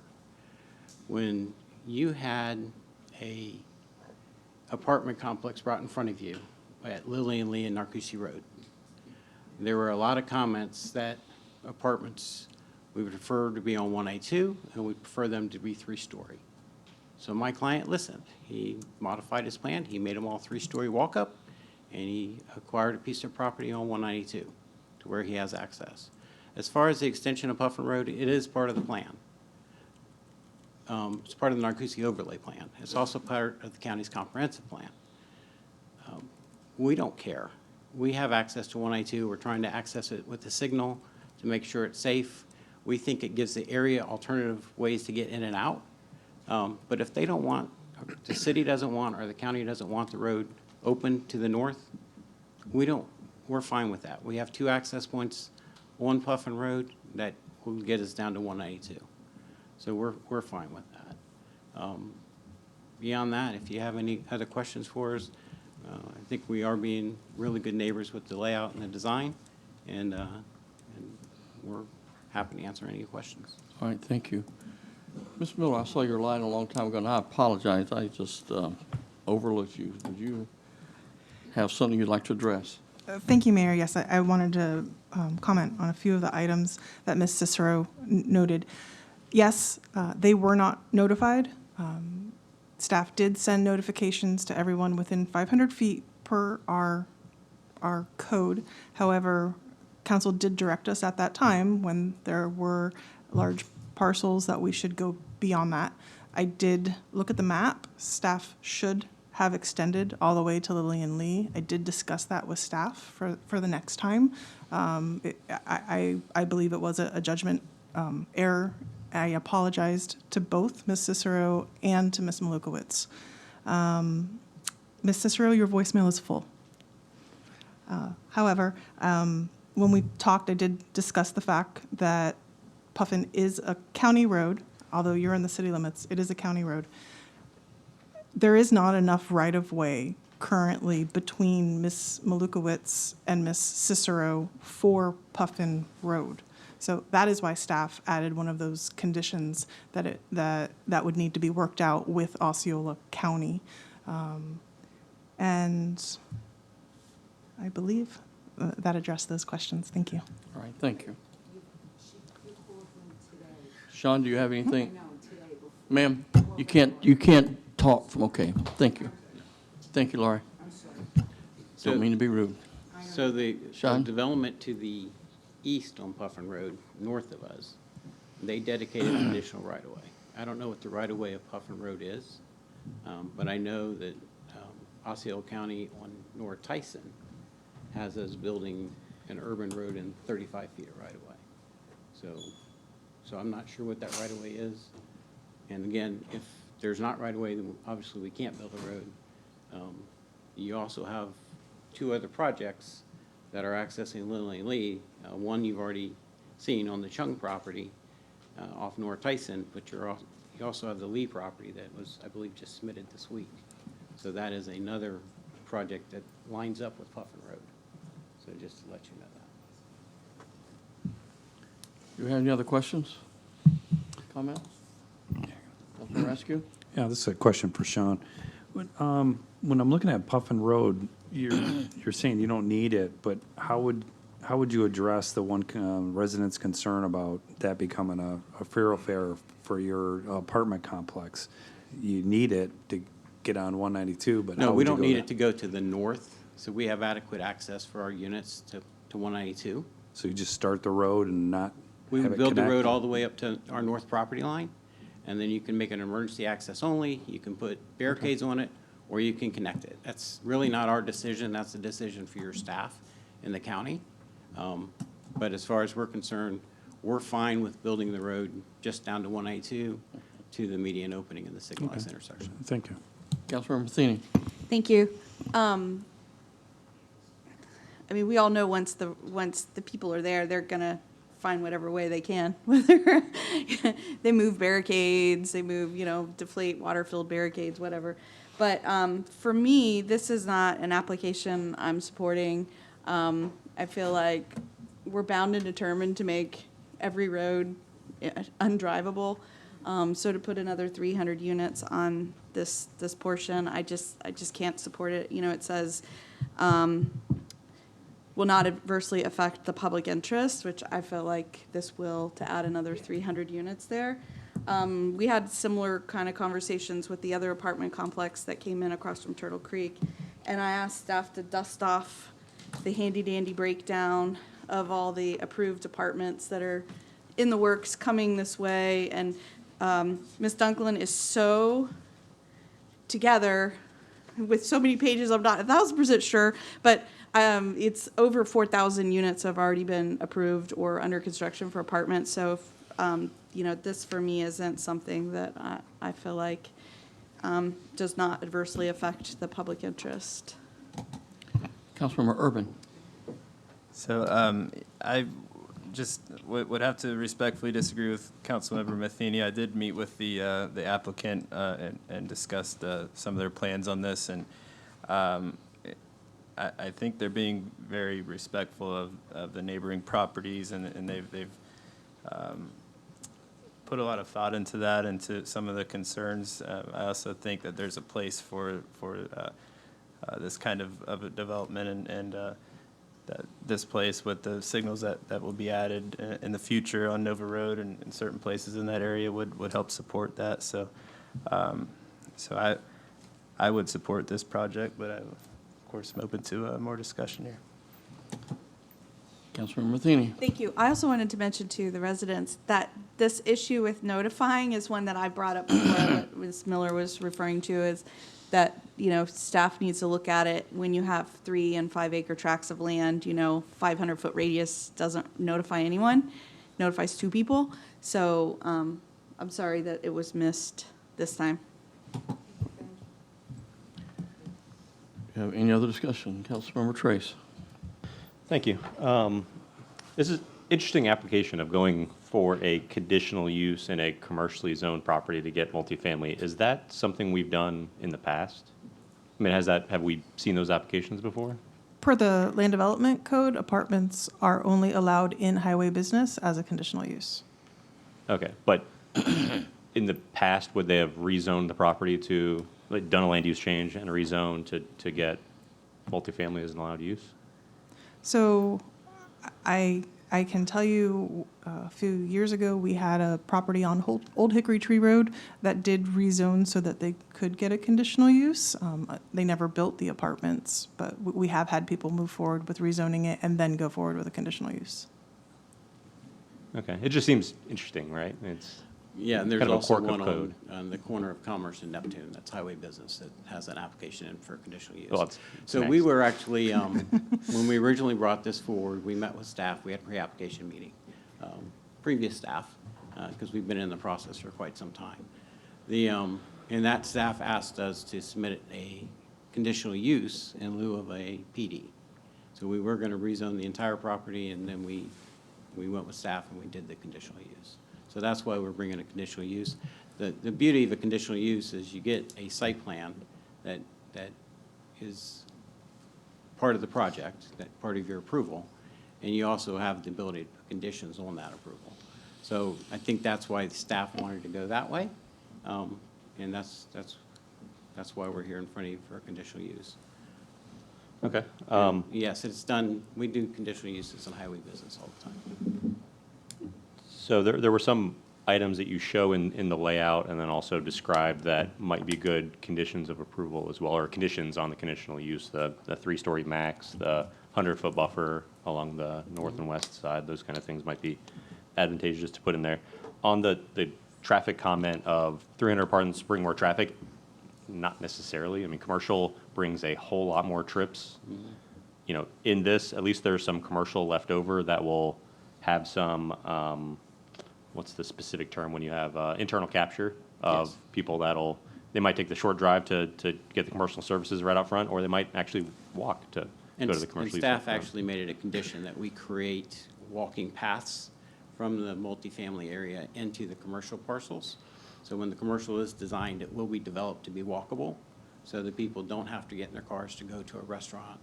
If there's a grocer there, whoever is on that front, they'll be able to walk to that, and it'll be set up pedestrian friendly. And I will agree, when we were going through I think it came to us 4, 5, 6 times, the multifamily piece on Narcoossee Road, everyone, don't do it on Narcoossee, don't do it on Narcoossee, do it on 192. Now we bring it on 192, it's kind of the same issue. But at least this was already commercially zoned, which was a more intense use. There's buffers, there's at least thought around some of the connectivity and all that. I'm struggling with let's make a road that dead ends, that doesn't connect to the properties to the north. I'm fine with it dead ending for now, but not doing that as a forever solution, because at some point, 10, 20, 30 years down the road, that whole area will look different. There might be some properties that develop, redevelop, other things might happen. So, right now, the 2 individuals can essentially block the road from being wide because I think it's only like 15 feet of actual right-of-way. There might be some prescriptive nature of it because the road's, on their legally deeded property. Yeah, that road used to go through, so there's like a DOT barricade, little three thing barricade put there, and there's some plant growth that that road used to go through. We do have a wall that's required on our north boundary and our west boundary. So, you say you can get around a barricade, just extend the wall across it. If you don't want it there, and then when they open it up, they can take it away. But I think you're gonna find that the county is gonna see a need to make the improvement. So I think the county, with the development that's happening on Lillian Lee Road, that they're gonna want alternative additional access points, especially to a signalized intersection. So I think the county may push that. North Tyson will never be signalized. Lillian Lee at Narcousie Road currently is not signalized. So I think the access to 192 is positive for the area, but again, for our client, it doesn't affect us one way or the other. Well, and our discussion about does Puffin extend or not, if this is commercial, it's kind of the same situation, right? If we approve or deny the conditional use, it's still something that's going to be out there, right? Yes. Okay. And then when we talk about traffic, are they able to put a school on this property in the highway business as in allowed use? I should have looked it up before. I think a school is allowed in every zoning designation. Every district. Yeah, so I mean, when you want to talk about traffic and a nuisance, I think they're dealing with it, quarter mile away on Lillian Lee with some of the school stuff. So that would have been allowed. We would have never seen it. It would have been a bigger issue, right? So if this is, at least develops this way, that aspect of it won't be a school. With this, are we just putting a conditional use on the 25 acres, or does the full 40 acres, could you guys come back, could the applicant come back and try to do multifamily for the rest of it, now that we allow multifamily on the 25 acres? This application is only the north 25.23 acres. Okay. So even though we own, it'll be over the whole 40, the conditional use only applies to the north 25. And that's why we give you a conditional use site plan. So that shows that other part as Still highway staying business. commercial. We don't have any plans. We actually have plans to develop the highway business as well as the commercial. So we're working on that right now. So we don't plan on expanding it, but if we did, the only way to do it is to come back to you guys. And I don't think that's what the Narcousie overlay or what the city wants along 192. I think you guys want to shorten those trips and provide additional commercial uses along 192 based on previous approvals that you guys have done. So, so we plan on leaving that as retail. Perfect. Thank you. Any other discussion? Mayor, No, ma'am. if the council would like, our transportation planner is here if you have any questions regarding the number of trips. She's certainly welcome to speak if she has any further wisdom to give us.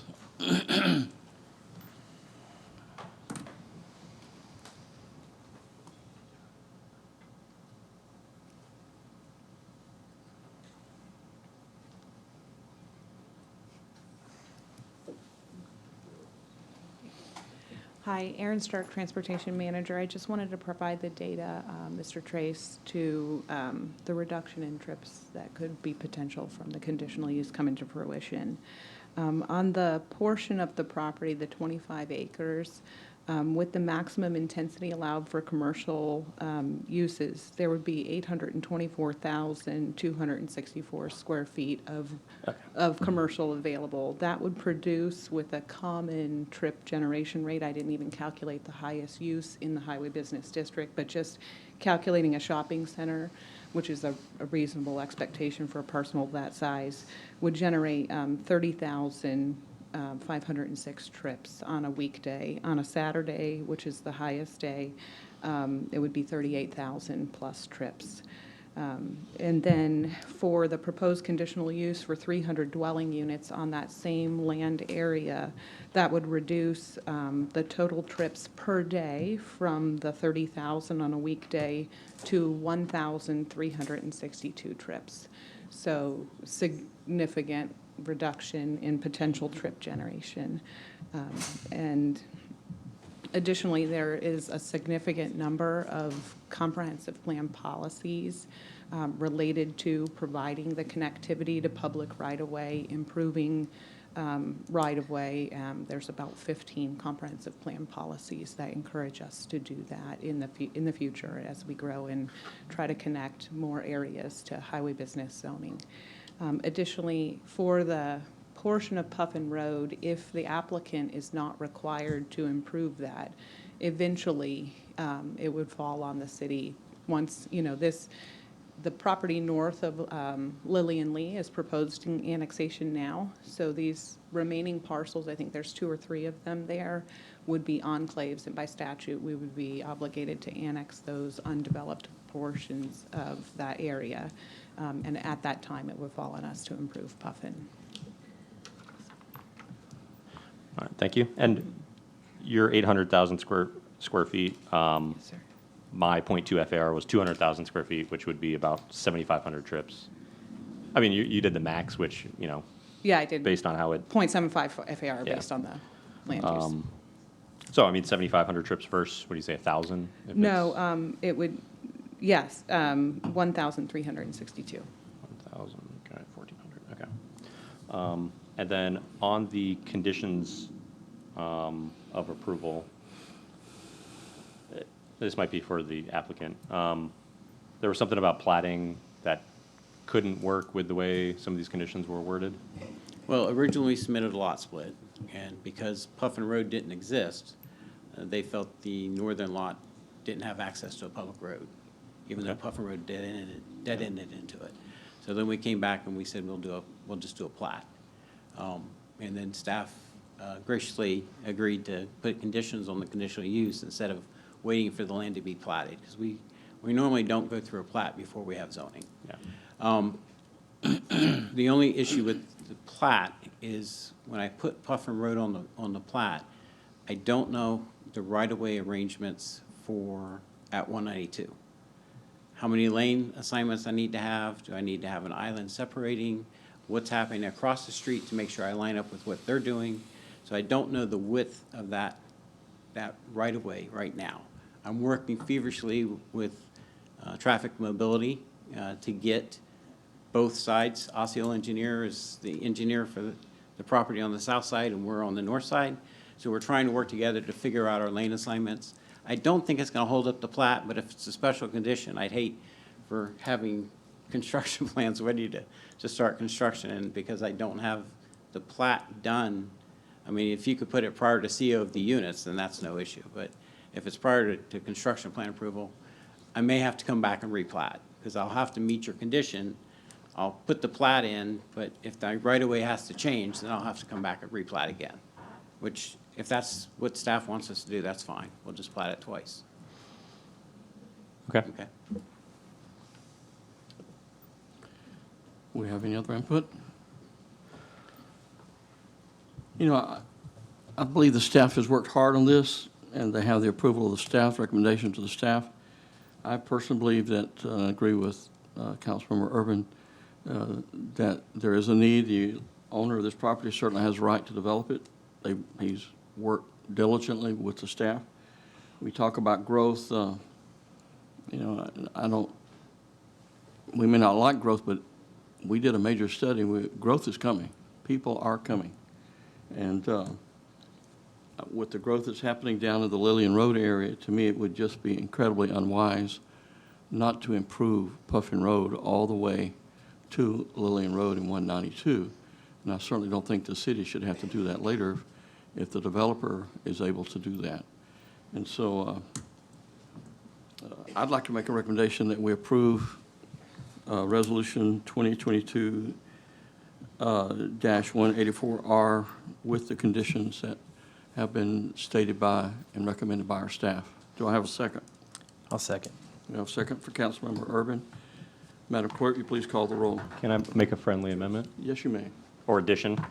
And were you going for the same thing? Okay. Can we put a condition on here that there is a 3-story max, if that's not already in here? And then a building setback on the north and western property lines of 150 feet? Building setback, yeah. that acceptable? All right, we have a motion with additional comments added by Councilmember Trace. And would you just state those again, those two conditions? A 3-story building max for multifamily buildings, and a building setback on the north and west property lines of 150 feet. Madam Clerk, please call the roll. Councilmember Trace, Aye. Deputy Mayor Matheny, No. Councilmember Urban, Aye. Councilmember Askew, Aye. Mayor Blackwell. Aye. Motion carries 4-1. Thank you. Brings us to item number 12. Madam Clerk, Resolution number, if you're going to talk, y'all need to move out and talk outside. Thank you. Resolution number 2022-196R, a resolution of the City Council of the City of St. Cloud, Florida, granting a conditional use for an apartment complex in the HB Highway Business Zoning District on a 25.06 acre parcel of land generally located north of Neptune Road, east of Sergeant Graham Drive, west of Old Canoe Creek Road, and south of 13th Street. Again, Joshua DeVries, zoning manager. The case I'm presenting tonight is a conditional use for an apartment complex, as was stated, north of Neptune Road, east of Sergeant Graham Drive, and west of Old Canoe Creek Road, and south of 13th Street. The property is owned highway business, and the future land use is commercial. Apartments are permissible in the highway business through a conditional use. There are no adverse impacts to city facilities. Future land use is commercial, and the future land use to the north and west is high-density residential. To the north and east and south is commercial. The zoning is highway business, and the adjacent zoning for the properties to the north and west is R3, multifamily dwellings, and to the north, east, and south is highway business. The concept plan shows 7 4-story buildings with 368 units total. The project proposes recreation areas and community amenities such as clubhouse and swimming pool. Upon the conditional use approval, the applicant will submit a site development plan to the Development Review Committee. Then the DRC will review the plans and ensure they meet all LDC requirements. The proposed conditional use aligns with the strategic plan goal of growth management. Staff review this request for conditional use on or before July 7th, 2022. Staff recommends approval of resolution number 2022-196R for conditional use based on the 6 factual matters identified in the Land Development Code. The Planning Commission reviewed this request on August 16th, 2022, and recommended approval of resolution 2022-196. Therefore, staff recommends approval of this resolution, 2022-196R, and is available for any questions that you may have. The applicant is here as well. Thank you. Would the applicant like to speak?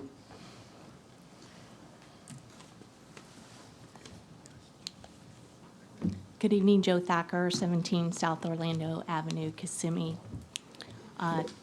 Before you tonight is another conditional use in a highway business. This one's a little bit different, however, because you already have a lot of the commercial development around it. This site is walkable to the Walmart, to the Home Depot. The Lynx route is at the Walmart. You also have transportation improvements already planned. Neptune Road will be started or probably done in that area by the time this project comes on. You all have already approved a light at Sergeant Graham and Neptune Road. So this is on that corner right there. So it actually meets a lot of elements of your comprehensive plan to have a walkable site for apartments, 2 restaurants.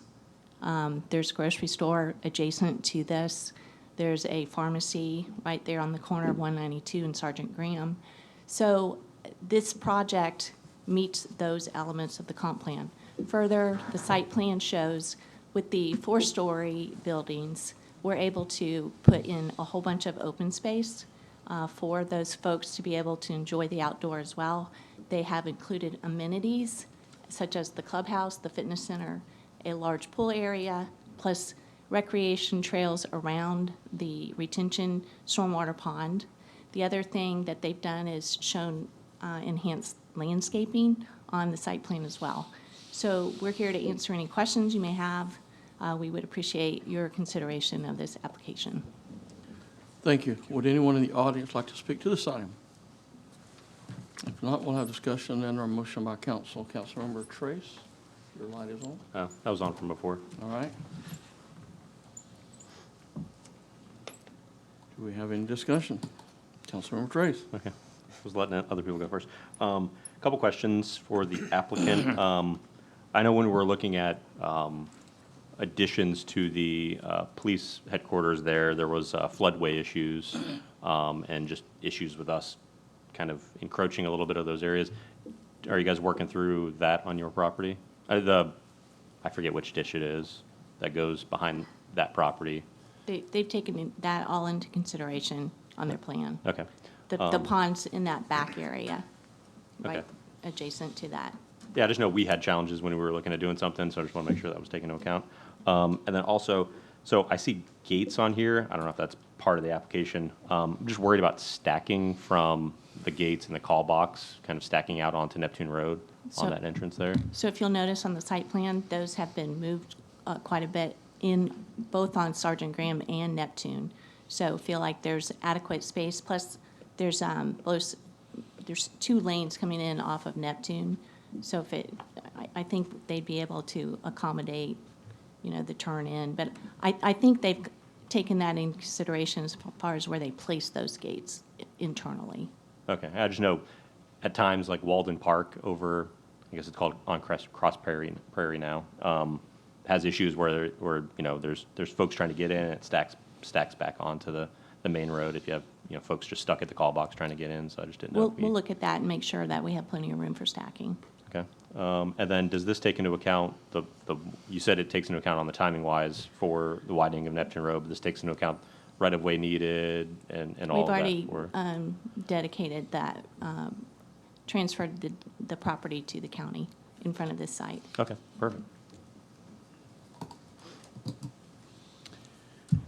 Councilmember Urban.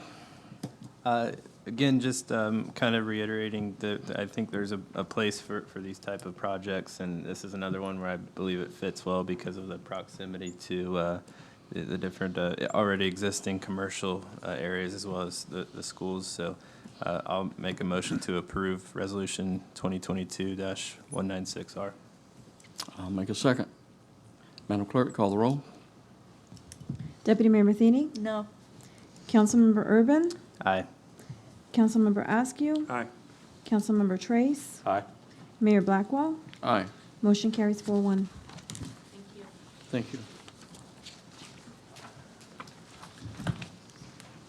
Well, Joe, I'm surprised it was that easy. I'm just freaking it. Council action is our next portion of tonight's meeting. If you'll go to item number 1, Madam Clerk. Resolution number 2022-223R, a resolution of the City Council of the City of St. Cloud, Florida, approving a water and wastewater agreement from TFCC Ellington LLC for Ellington, a residential development in the unincorporated area of Osceola County on the east side of SUNY Road, west of McMichael Road, north of Jack Brack Road, and south of Cereals Road, authorizing the city manager to execute the agreement and providing an effective date. Good evening. Cameron Crandall, Deputy Director of Environmental Utilities. This is Ellington.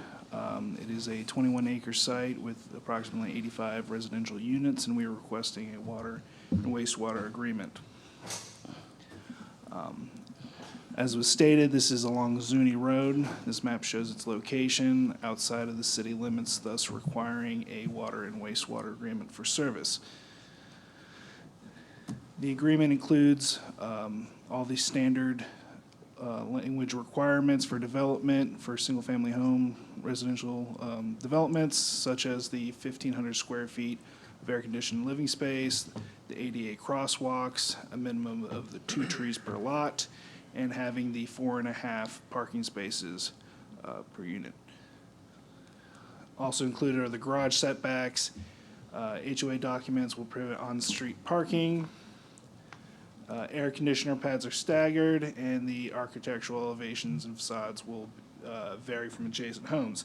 And it also includes the requirements to adhere to the Toho efficiency program, limits irrigation to the 28 inches or less, and limits the reuse water availability to wastewater generation for the site. Staff is recommending approval of the water wastewater service agreement under Resolution 2022-223R. Is the applicant here? Would you like to speak to this resolution? Good evening, Sean Hendel, Hanson Walter Associates, 8 Broadway, Kissimmee, Florida. Available to answer any questions representing the applicant. Thank you. Thank you. Would anyone in the audience like to speak to this item? If not, we'll have discussion and a motion by council. What is your pleasure? Motion to approve. Thank you. A motion approved from Councilmember Askew, and the mayor will give it a second. Madam Clerk. Councilmember Urban? Aye. Councilmember Askew? Aye. Councilmember Trace? Aye. Deputy Mayor Matheny? Mayor Blackwell? Aye. Motion carries 4-0. Let the record reflect Mayor Matheny's not here at the moment. I mean, Deputy Mayor Matheny. Okay. Madam Clerk, you read item number 2. Resolution number 2022-246R, a resolution of the City Council of the City of St. Cloud, Florida, approving a water and wastewater agreement from Everstead at St. Cloud LLC for Everstead, a residential development located in the unincorporated area of Osceola County on the west side of Narcousie Road, east of Navajo Drive, south of Lake Park Avenue, and north of Jones Road, authorizing the city manager to execute the agreement and providing an effective date. Good evening. Cameron Crandall, Deputy Director of Environmental Utilities, bringing forth another water and wastewater agreement. This is a 198 residential unit, approximately 27 acres. As you can see from this map, there's Everstead. It's outside of the city limits, thus requiring a water and wastewater agreement for service. This isn't your standard single-family homes. These are rental units. So we've applied what development standards will be applicable, which includes the crosswalks with the ADA-approved surfaces, and the owner will also control rental agreements, including conditions as to parking. Also included are the requirements for the Toho efficiency program, the 28 inches or less irrigation, and limiting the reuse availability to wastewater generation. Staff recommends approval of the water and wastewater service agreement under Resolution 2022-246R. Would the applicant like to speak to this item?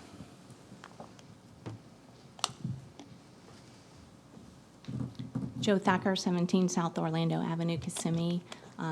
We agree with everything staff presented and are here to answer any questions you may have. Thank you. Would anyone in the audience like to speak to this item? We'll have discussion and a motion by council. I wish the Chisholm folks were here to see this 7.3 units an acre just north of them instead of them. Whatever. When do we stop doing the water wastewater agreements? After the transition? This One is more the month. last meeting. One more. Okay. Motion to approve Resolution 2022-246R. Second. We have a motion for approval of Resolution 2022R by Councilman Trace, a second by Councilmember Askew, and that was 247R. Madam Clerk. Councilmember Askew? Aye. Councilmember Trace? Aye. Deputy Mayor Matheny? Aye. Councilmember Urban? Aye. Mayor Blackwell? Aye. Motion carries 5-0. That's 246R, right? Yes. Okay. Thanks. Did I do that wrong? I said it right, so we're good. Okay. Madam Clerk, if you'll read the next item. Resolution number 2022-247R, a resolution of the City Council of the City of St. Cloud, Florida, approving a water and wastewater agreement from Fred Hotkins and Gray Star Development East LLC for Marlowe at Nova Road Apartments, a multifamily residential development located in the unincorporated area of Osceola County on north side of Earlo Bronson Memorial Highway, south of Lake Lissy Drive, west of Pine Grove Road, and east of Nova Road, authorizing the city manager to execute the agreement and providing an effective date. Good evening, Cameron Crandall, Deputy Director, Environmental Utilities, bringing forward potentially the last water and wastewater agreement of all time. This is for the Marlowe at Nova Road Apartments, 300 multifamily units, approximately 26 acres. The property is outside of the city limits, thus requiring the water and wastewater agreement.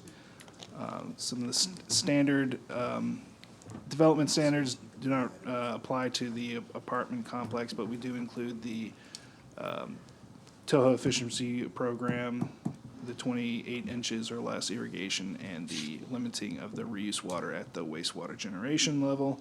Those are included, and staff recommends approval of the water and wastewater service agreement under Resolution 2022-247R. Thank you. Is the applicant here?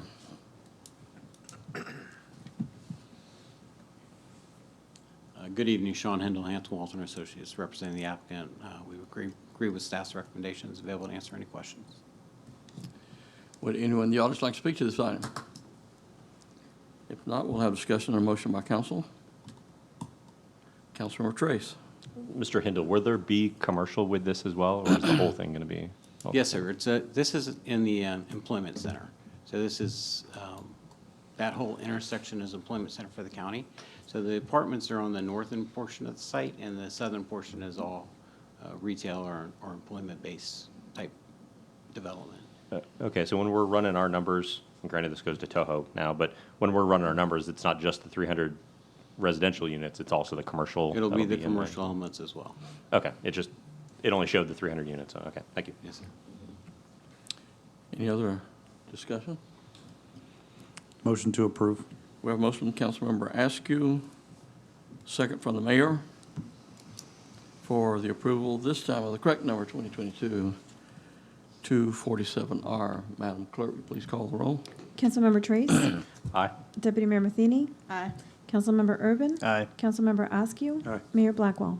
Aye. Motion carries 5-0. If I may, that may have been your last water and sewer agreement, babe. Madam Clerk, will you please read item number 4? Resolution number 2022-259R, a resolution of the City Council of the City of St. Cloud, Florida, approving an agreement appointing Veronica Miller as city manager, authorizing the mayor to execute the agreement, and providing for an effective date. Mr. Manzares. Thank you, Mr. Mayor. And as the council directed at the last week's special meeting, we have presenting to you an agreement to appoint Mrs. Miller as your permanent city manager. The agreement before you is essentially the same format we've used over the last couple of city managers are signed off. There are some minor changes which I'll quickly go through.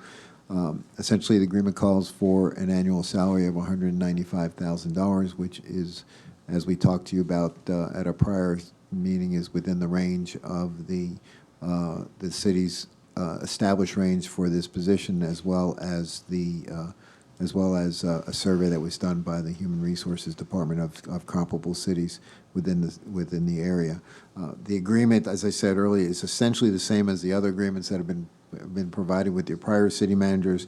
There are some minor changes. One particularly is that with regard to the benefits, when Mrs. Miller and I discussed this, we reviewed it. The benefits for the city manager, prior city managers had different benefits than those that are available to the general employees. So this agreement provides that the benefits Mrs. Miller would receive would be identical to that which is contained in the personnel rules and regulations related to all general employees. So it follows that. It also has the same car allowance that's in it, and of $500 a month is the car allowance for Mrs. Miller.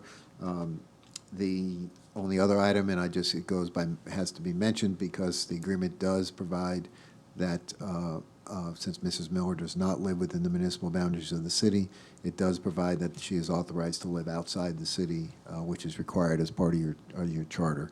That the city manager has to live in the city unless the city council authorizes her not to. So, which is the same language that was that you had with the prior city manager. So, with that, that's essentially the agreement, and we're presenting to you for consideration and approval.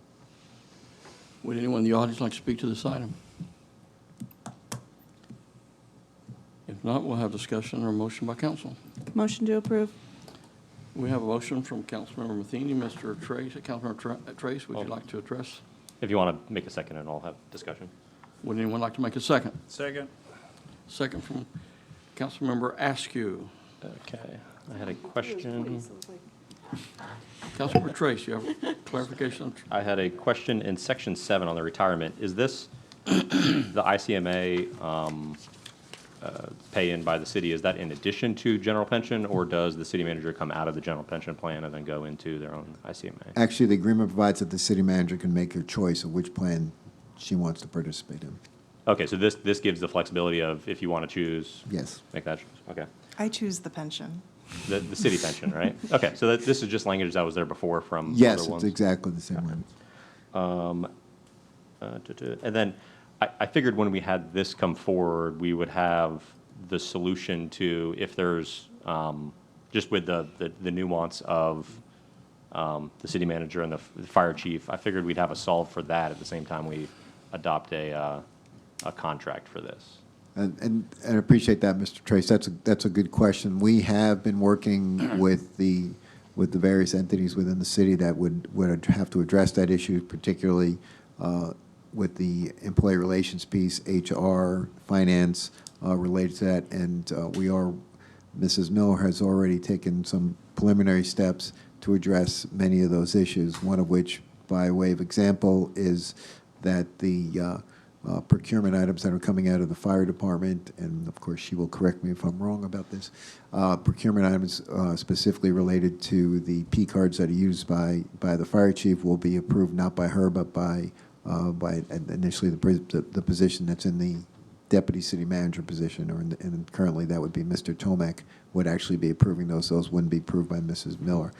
Additionally, all procurement items related that would land on the city manager's desk that would come out of or related to the fire department would also have to be approved, as they typically are, by the finance director. So to address questions that were raised by the auditors with regard to this, there essentially would be 2 levels of approval for every item that would be out there. So there would be a reduce the risk of any inappropriate approvals happening from a procurement perspective.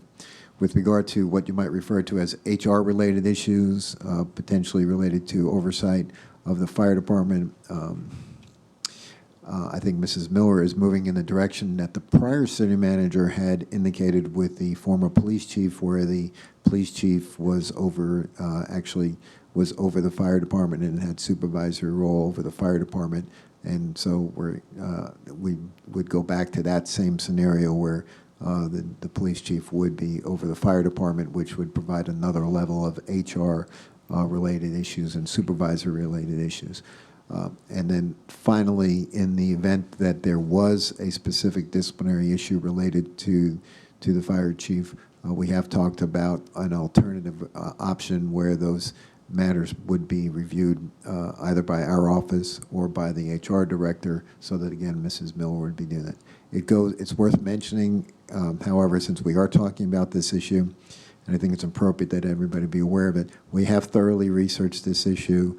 There are some provisions in the Florida statutes that address with the employment and supervisory roles of relatives, and this situation is specifically in many ethics opinions been deemed appropriate, as long as the relative, in this case Mrs. Miller, does not promote or advance the relative in it. So she would, and I think they recognize that, Mr. and Mrs. Miller recognize that she would not be in a position where she could advance or promote her husband to any position greater than the position that he currently has in the city.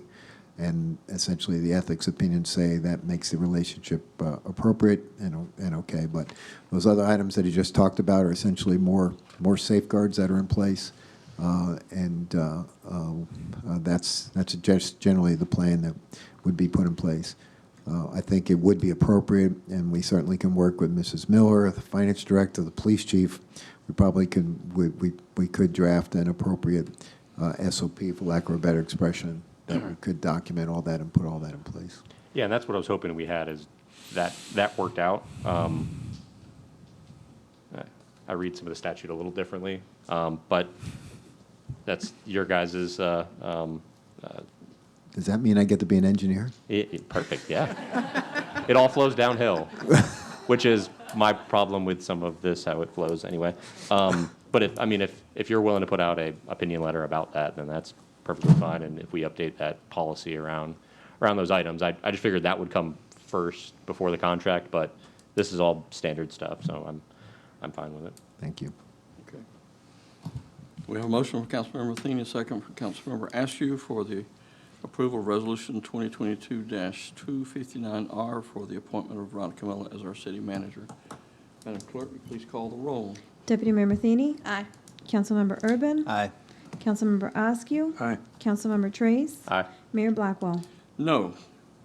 Motion carries 4-1. I would like to say that I will be supporting you with all of my energy. I still stand by the reasons that I was against your appointment, but I will support you and work with you and be positive, but I still stand by the concerns that I had. But congratulations on your appointment as our new city manager. Thank you, Board. I look forward to working with all of you. Item number 5. Discussion and possible action regarding the request for a reduction of lien for code enforcement case number 2020-1720.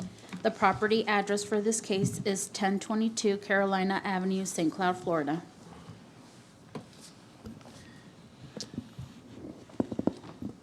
Mr. Manzares, you going to help us with this one? I think I am. So this property here has accrued a lien amount in the amount of $50,300 plus administrative costs of $225.35 for a total lien of $50,522.35. The owner of the property had contacted the city and essentially offered and requested that the city manager at the time approve a reduction of that $50,000 plus lien to basically the administrative cost amount of $225.35. The city manager at the time, which was Mr. Sturgeon, recommended that the fine be reduced to about 10% or $5,255.13.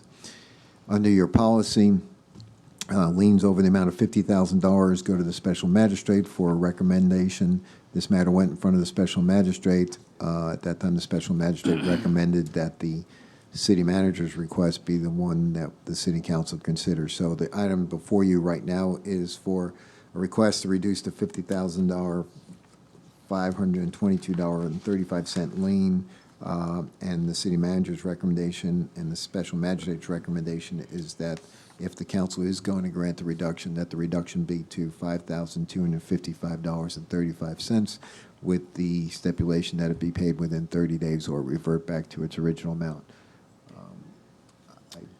I'm not sure whether the applicant is here. Is the applicant here? Okay. Would you like to come speak to this item? If you please state your name and address for the record. Aubrey Kipp, 4015 Marietta Way, St. Cloud, Florida. Live, work, and homeschool here. And I've learned to say I'm here to answer any questions that the council may have. Okay. Yeah. Is that all you had to say? Do we have any questions that anyone on the council would like to ask? Councilmember Trace. So what were the compliance issues on the property that led to this? Is it one of those of a simple little thing that was fixed and then it just didn't get paperwork-wise fixed and it just $250 a day compounds? Exactly. It was for a building permit, and this, I first got the notice from code enforcement in 2020, the end of 2020. And I struggled finding an architect that could draft me a set of plans because of all the lockdowns, et cetera. By the time I got an architect that could actually draft plans that I could submit with a permit, this had gone to the magistrate. I did end up submitting the permit with the architectural plans in March of 2021, and I thought that that was actually sufficient to, if you will, stop the clock. But in a recent title search, I found out that there was a lien that was accruing. So worked with the code enforcement and the magistrate, and Claudia was awesome as well, just to guide me through the process. So, but that was exactly what it was. And what's the plan for this property? Is it the same that you did with 500 Wisconsin? Yes, sir. Okay, because the pictures, I thought it was already fixed, and I looked at the fine print and it had the address. I'm like, oh wow, it's a different property. Both of those properties were, kind of, if you will, got into trouble at the same time. And I went to magistrate for both of them at the same time. I thought that this was included with that one when we got the permits together, but I found out later that this property was still running. Okay, so you're done with 500 Wisconsin. That's all CO'd. And now 1022 is currently under construction. Oh, it is under construction. Okay. All right. Thank you. Awesome. Do we have any other discussion at this point?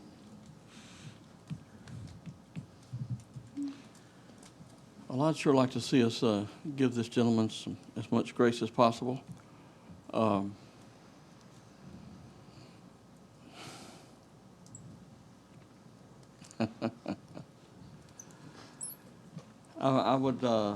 I'd like to make a motion that we reduce the fine to $1,000, and with the same other conditions, that'd be paid within 30 days. Second.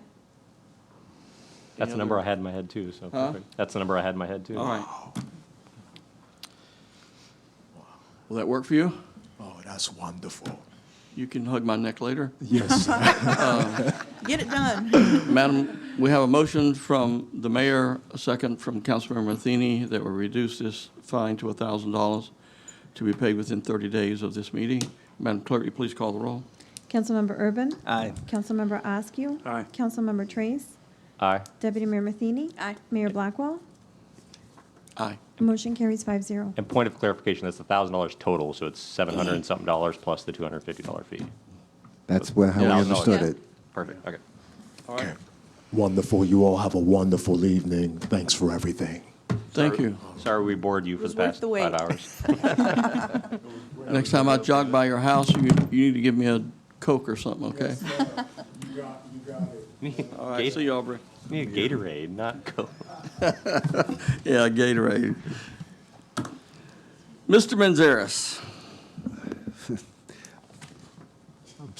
Just enjoying the humor for a second. I have one item I'd like to bring up with you. As you recall, gosh, I think it was the August meeting, we brought back the OLE agreement for you, and at that time, we presented the agreement with a one-year provision in it.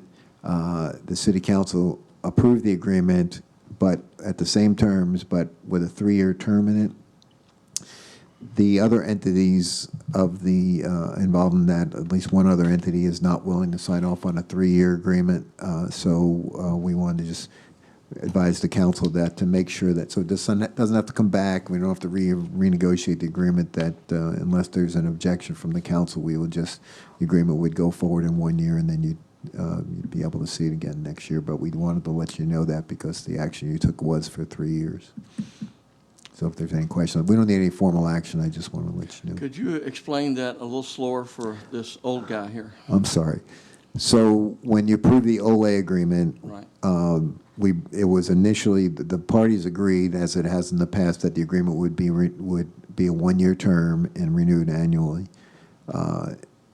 The city council approved that agreement when we presented it with a 3-year term, so it wouldn't have to come back to the council every year. The other entity, specifically the school district, had already approved the agreement at 1 year. And so they're asking us now to just stick with the 1-year version as opposed to the 3 years that was approved by the city council. So if we approve that, do you need a motion from us? No, on that? I don't Just- think we know. I just wanted to let you, so. Well, I would certainly be supportive of that. It gives us an opportunity to review what's been done on a quicker basis, so. Okay. Councilmember Matheny. Thank you. I'm okay with that too. I know that was something Mr. Trace brought up, just trying to help them budget in the future, but I'm fine with that. Yeah, we thought But it you was- said the same terms, but we gave them a $10,000 increase, right? It wasn't at 30,000? Well, no, it was the same terms that you approved. Okay. But yes, you're right, you did. But it was the same terms that you approved that night, just the only difference would be it'd be 1 year instead of 3 years. All right. I'm fine. Are we, anyone in disagreement? Thank you. I didn't get a thumb from you, okay. Thumbs up. That's all I have, sir. Thank you. All right, thank you very much. Our new city manager, Mrs. Miller. Thank you, Mayor. I have several items. Since only being in the seat for a few days, the Deer Creek Light became a pretty vocal issue between the residents, and several council members did reach out to me. I wanted to report I contacted Beth Knight and requested that they put in a temporary streetlight at the Deer Creek subdivision entrance at Canoe Creek Road. They have agreed, so they're going to go ahead and do some shoulder work first, which is going to take a few weeks. Well, total, it's going to take a few weeks for them to put in a temporary streetlight. The permanent pole will be up the first quarter of 2023. Good. So, Look at you go. thank you. I have to thank Beth because she definitely helped. But second, wanted to inform the council that with the implementation of the salary study October 1st, all full-time employees will have a minimum wage of $15 an hour moving forward. Yay. Additionally, you have a printout that was handed out to you before the meeting called Downtown Economic Gardening Program within the Entertainment District. That was another item that has quickly been asked for me to work on. I worked with Ms. Antoinette Forbes, I worked with Ms. Colazzo, our finance director, and I met with Ms. Stark with the Main Street. So we have put together a program, economic gardening approach, centered on the notion that our business owners are entrepreneurs that create jobs and drive our local economy. So currently, in the city council's professional services budget, you have $190,000.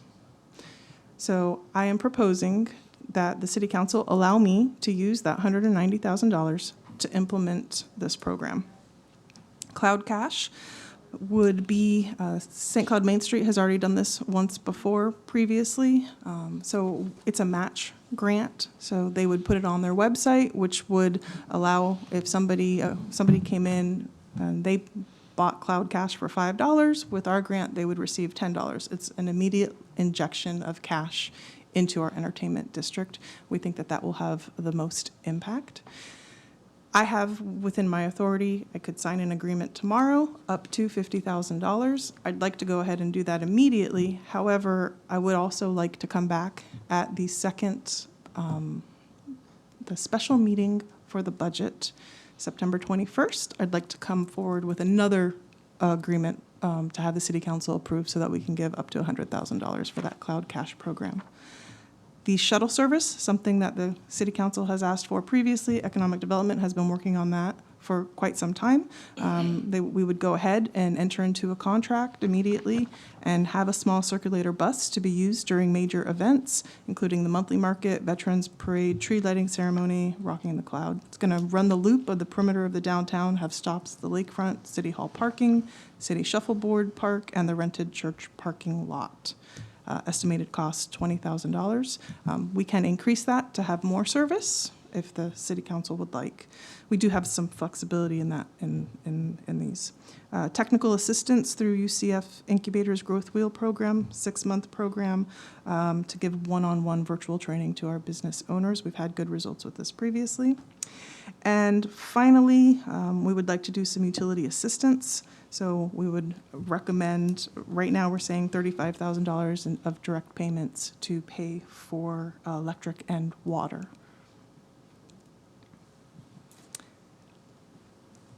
can I get some consensus? You don't need a motion on that, do we, Mr. Pantera? No, I think Just she's just looking for a is that correct? consensus on it. Are there any objections? Are you okay with it, Mr. Tracy's right, Manderis? is adding up Yes. numbers, you got your calculator out. We've looked at it, we're okay. On the utility assistance, is this like 100% of their utility bill, or is this a portion of it? Unfortunately, the utility department, the water department, I asked for specific numbers. They were supposed to get them to me this week, and they haven't had a chance to tell me how much the average monthly bill is. And OUC, I had asked them to come up with their own, I asked both utilities to come up with their own programs. So it'd be wonderful if they can complement us on this, but at this point, what we're saying is, specific dollar value, and we will just pay up until we, use our funds. So so really, asking for the $190,000 is asking for some flexibility as we move forward. We may find out that it should be $50,000 for those utility bills. It could be less, and then maybe we move more towards the shuttle service or the technical assistance. The only amount that will need to be a solid number will be whatever we put in that Main Street agreement. Councilmember Matheny. Thank you. I'm supportive of anything we can do to help the businesses. I guess, based on this, I'm not quite sure how it works. Like, utility assistance, do they need to request it? Or are you just gonna do it? And then what area is covered by it? Because I know there's been some confusion between Pennsylvania and New York. What's the limits? I guess that's just and then the cloud cache, I love that. I brought that up in the CRA meeting. And then, of course, I'm like, okay, so if they're actually going to print them out, so there's a cost of print, and then we're offering to mail them, then there's a cost of mail. I don't know. I think it should be you pick it up at the Main Street office personally, not mailing things out and whatever. But how do you envision this actually works? Who's qualifying for technical assistance, utility assistance, and how do they get it? Do they ask for it, or are you just giving it? So the utility assistance, I was envisioning that I was going to work directly with the utility departments and give it. And we're talking about everybody within the entertainment district. We have a solid boundary for the entertainment district, and those are right now, I think, the businesses that we've been discussing, trying to do something with immediately. I would look to Ms. Antoinette regarding the implementation, regarding Growth Wheel. I'm not as familiar with how she would administer that. Please. Antoinette Forbes, Economic Development Manager. So the Growth Wheel program will be an extension of what we've done before, where we interview the companies beforehand to make sure they're a good fit. So we're looking for companies that are not necessarily new, but a minimum of a year old, that they have some sort of investment within the community. We also look for a diversification of certain industries, so we're not all helping the same type. We also want to make sure that we have a commitment from the business that they're going to participate, because it's a 6-month program and it's one-on-one. And so what we don't want to do is provide money for a business that won't continue throughout the duration of the program. However, the businesses that participated last go-around saw an increase in their net sales of at least 10%. So what we're trying to do is tie that program, that technical assistance training program, to future funding sources. So if ever there's another grant that we have come out, we'll at least say, hey, have you participated or at least applied to get technical assistance as well? Do we want to waive that 1-year requirement? Because I think all the other grants that we've been giving during construction, we've said it doesn't matter how long you've been in business. So we can alter that, absolutely. Yeah, okay. I'm good. And can I just say one other thing? I also want to just remind everyone that we are still accepting applications for the marketing grant. To date, we have awarded $14,000 for that. Great. Thank you. Anything else? Making sure I have consensus. And then how many vouchers can you buy at a time of the cloud cache? So you can buy as many as you want, and I'm sorry, someone asked the question about how that's going to be administered. So it will be administered through the Main Street program. I spoke with Paula earlier today. So they're going to put out a request for businesses to participate so that we make sure that whoever the consumer is, they know exactly what businesses they can use that cloud cache at. Once the consumer purchases that cloud cache via the website, they have the option of either coming into Main Street to pick up the coupon or the voucher, or they can have it mailed out to them. We also are requesting that Main Street put a timeline of how soon the vouchers can be purchased and how soon they must be Expire. used, so that they can hopefully be used before the end of this calendar year in time for the holidays. And I think one of the things that was amazing, the last time they did the Cloud Cash, Sold out in like within like 10 2.5 minutes. hours. 2 hours. Right. Yeah, that's why I figured someone's just going to buy $50,000 worth and they get $100,000, right?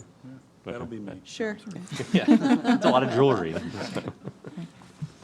So I think I had two. Are there any objections from anyone? No, I got a question. No? Okay, you have a question? Yeah, on the utility assistance one, I mean, you're aware there's some of us that barely have any utilities, and then there's some of us that have thousands of dollars worth of utilities every month. So I just Maybe throwing cap that it. out there. I don't know if you want to cap it, or, I know some places personally that are way up there. Well, and I think that's why we wanted some flexibility with the rest of the program, because we don't have that data yet. But Okay. this money goes away at the end of the month, so I needed to get direction tonight, Okay. if the city council supports Oh, this. this is last year's money? Yes, Oh, I didn't know. Okay, perfect. yes, yes. Do you need any other directions? I believe I got consensus? Yeah, okay. Yeah? Yeah. Oh, and one last item. Several years ago, I think it was Deputy Mayor Matheny asked the city council if they wanted to join or sponsor a Pink Heels fire truck pull team for the Pinktoberfest. She made me pull a fire truck. That's coming up again, October 15th from 10 to 2. So my question is, does the city council want to do that again? I'm in. Sure. I will not be here. I have a Florida League of Cities event I have to be at. Okay. Well, I will go ahead and we will sponsor a team from the city council, and I hope to see You don't need an you all old fat pull. guy anyway pulling. All right? That's all. Sounds Thank good. you. Anything else? No, sir. Economic gardening creative. Right? Caught that. I like that. Councilmember Thiene. I don't have anything. Councilmember Urban. I just wanted to congratulate City Manager Miller. That's all. Thank you. Councilmember Trace. I did get a text from someone asking about the Little League fields and saying that they were canceled. That's still going on, right? Us adding ball fields over there? As far as I know, it was bad weather tonight. I gave that same person an update already. Okay, it seemed like out of left field. But yeah, I thought we were still progressing with that. Yeah, but on that same line, I don't know if that was in the 5-year capital plan, was it? That we approved last night? It was? Dang, got me. All right. Thank you. Councilmember Askew. I would like to thank Antoinette and Veronica and staff for coming up with this, so I can actually give them an answer on things when they come trucking into my place just about daily. I said, they're working on it, they're working on it. So yeah, I think that's gonna make a change, especially for some of the people that are really hurting down in the downtown, so. As long as we can get that thing done before December 1st, around that area, that'd be great, but, thank you. That's it, Mayor, thank you. All right. We had a meeting with the OUC St. Cloud Joint Contract Committee today, and we, just for information's sake, they are really struggling with fuel increases and gas increases, and supplies are just going up astronomically. And so we're going to continue to see additional rate increases in our utility bills, just so they can keep up with all the expenses that they're having. Just wanted to give you that good news. The joint planning facility, if you haven't been by there lately, the walls are going up and progress is moving right along, and so stop by and take a look at it. It's changing almost every day. I had one last thing that if we could have a consensus from the council.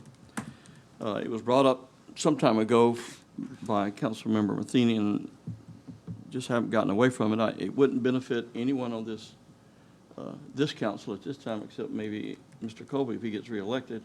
I just think we need to take a look and have somebody, have the staff do something for us to take a look at the compensation that council members make. You know, I know we have this set thing based on population, but, you know, and it has no inflation factor.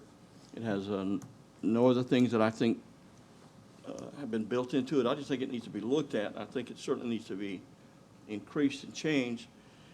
I think it would be hopefully an attractant that would hopefully attract more quality people to run for this council in the future. And so, is there some way that we could have the staff study that and come back with some recommendations on something that I hope would be a little more realistic for future council members? We can't benefit from it because I can't be reelected. You can't be reelected. Well, yeah. You don't want to be reelected. Well, So- and it really, typically when you do that, the sitting council can vote for the salaries. However, the salaries would not apply to anybody sitting on the council until after there have been an election, so they'd have to get, so you usually, you put those in place with the idea they're going to take effect usually a couple years out. So Yeah. now would be the time to do the investigation, be able to do that. Good idea. I just think it needs to be improved. I just think we need, I mean, I don't know about the rest of the council, but I spend a lot of time doing this job. And I just think in order to attract sharper quality people, I just think you ought to offer a better compensation than we're certainly offering now. Is there a consensus Yeah. on that? So is that set by statute or is that set by our charter? You have an ordinance in place that the council adopted that has the salary increases based on population growth. So every time and it's different, it's at different levels. I think it runs in 10,000 population increments. I don't even know how much we make. Do we have a ballpark of what it is right now 13,000? per year? Not that, What was that? See, y'all are already overpaid. You didn't even 15,185. know you made $15,000. Yeah, I didn't know that. Well, and this is one of those of, I think when we were talking about those 3 charter amendments we had, should we have a charter review committee to look at some of that and maybe update some of these things? well, again, it's not part of the charter, so you wouldn't have to do it as a charter review, but staff could, in the past, staff has looked at issues and alternatives to doing the formula that the city has in place. I'm working off of memory, but I think Kissimmee uses a different type of formula. I think theirs is a population base plus something, a base plus a certain number. Yeah, I thought they were mid-20s. Something like I that. think they're 30. Yeah, 30? so- I think in the school district's 50, the county is like 85. Right, so we certainly staff can do some surveying and bring back some alternative mechanisms that other entities are using, take a look at. And the mayor mentioned it, but I think Florida League of Cities, has a tally for that for all 400 and something cities, so. Yeah, they do, and you'd be amazed, and I know, Mayor, this may be, how many large cities do not, some don't even pay their council members. Oh, yeah. You're not suggesting that, I hope. Yeah, careful what you ask for. No, but in my years of doing this, I think your point is very valid. I think many individuals, especially younger individuals, are discouraged from running because it takes away from them. Many people they're required to take vacation to attend and do the things that city council members have to do, and it actually costs them more money probably than it does that they could potentially make in certain positions. So that's a huge discouragement. I've just found it frustrating, and we've certainly tried to take care of our city staff. We're staff too. And it's just frustrating, we've done 2 salary surveys to try and better compensate our city staff, but then, we're still stuck. And I just think for whoever comes on in the future, if somebody's going to act on that, we need to act on it. And I'd like to see us do something for the future council members. Got enough direction? I'm sorry? Got enough direction? Yes, we will move forward doing that study. Thank you very much. And don't listen to Mr. Manzares think that we do it for nothing. Okay. Would we be able to bring this to the, bring a resolution to the October meeting so that it's before the election? Well, it'd have to, it'd likely have to be an ordinance to be able to do that, and Okay. we certainly could do it, but you'd have to look at it. An ordinance would be difficult. It's going to be difficult to get it. All right. I do not have anything else. We're down to the information section, report section. Wednesday, September the 21st, there'll be a special city council meeting at 6 p.m. here at City Hall. Thursday, October the 6th, there'll be city council meeting, 6:30 p.m., also here in council chambers. Thursday, October the 27th, there'll be a city council meeting at 6:30 p.m., also here in council chambers. Several proclamations have been issued. Proclamation recognition of Constitution Week, proclamation recognition of Pollution Prevention Week, a proclamation recognition of National Home-Based Business Day, and a proclamation recognition of Polycystic Ovary Awareness Month. There are a number of reports that are available for your review. Warrant list number 17, Economic Development Advisory Committee meeting minutes for April that have been approved. The Tree Advisory Committee meeting minutes for May have also been approved. Recreation Advisory Committee meeting minutes for June have been approved, and the Historic Preservation Board meeting minutes for July have also been approved. Once again, I'd like to remind everyone that this coming Sunday is, I believe, the 21st. Is that not right, Jason? The 21st anniversary? The 21st anniversary of 9/11. And we're over 3,960-something individuals lost their lives in all of the events that took place on that day. And a lot of families have been impacted. I know that I'll mention it Sunday, and I've always been amazed when I do. I ask people to raise their hands that were either there or you had families that you lost, and it just amazes me. There's a sea of people that always raises their hand who were impacted by that. And then I have people right there, police officers and firemen, who were actually up there. And so we just don't realize is how many lives, this event really impacted. And so I would like to encourage you to continue to remember that and remember those families in your prayers. With that, there are no other items on our agenda. We will be adjourned.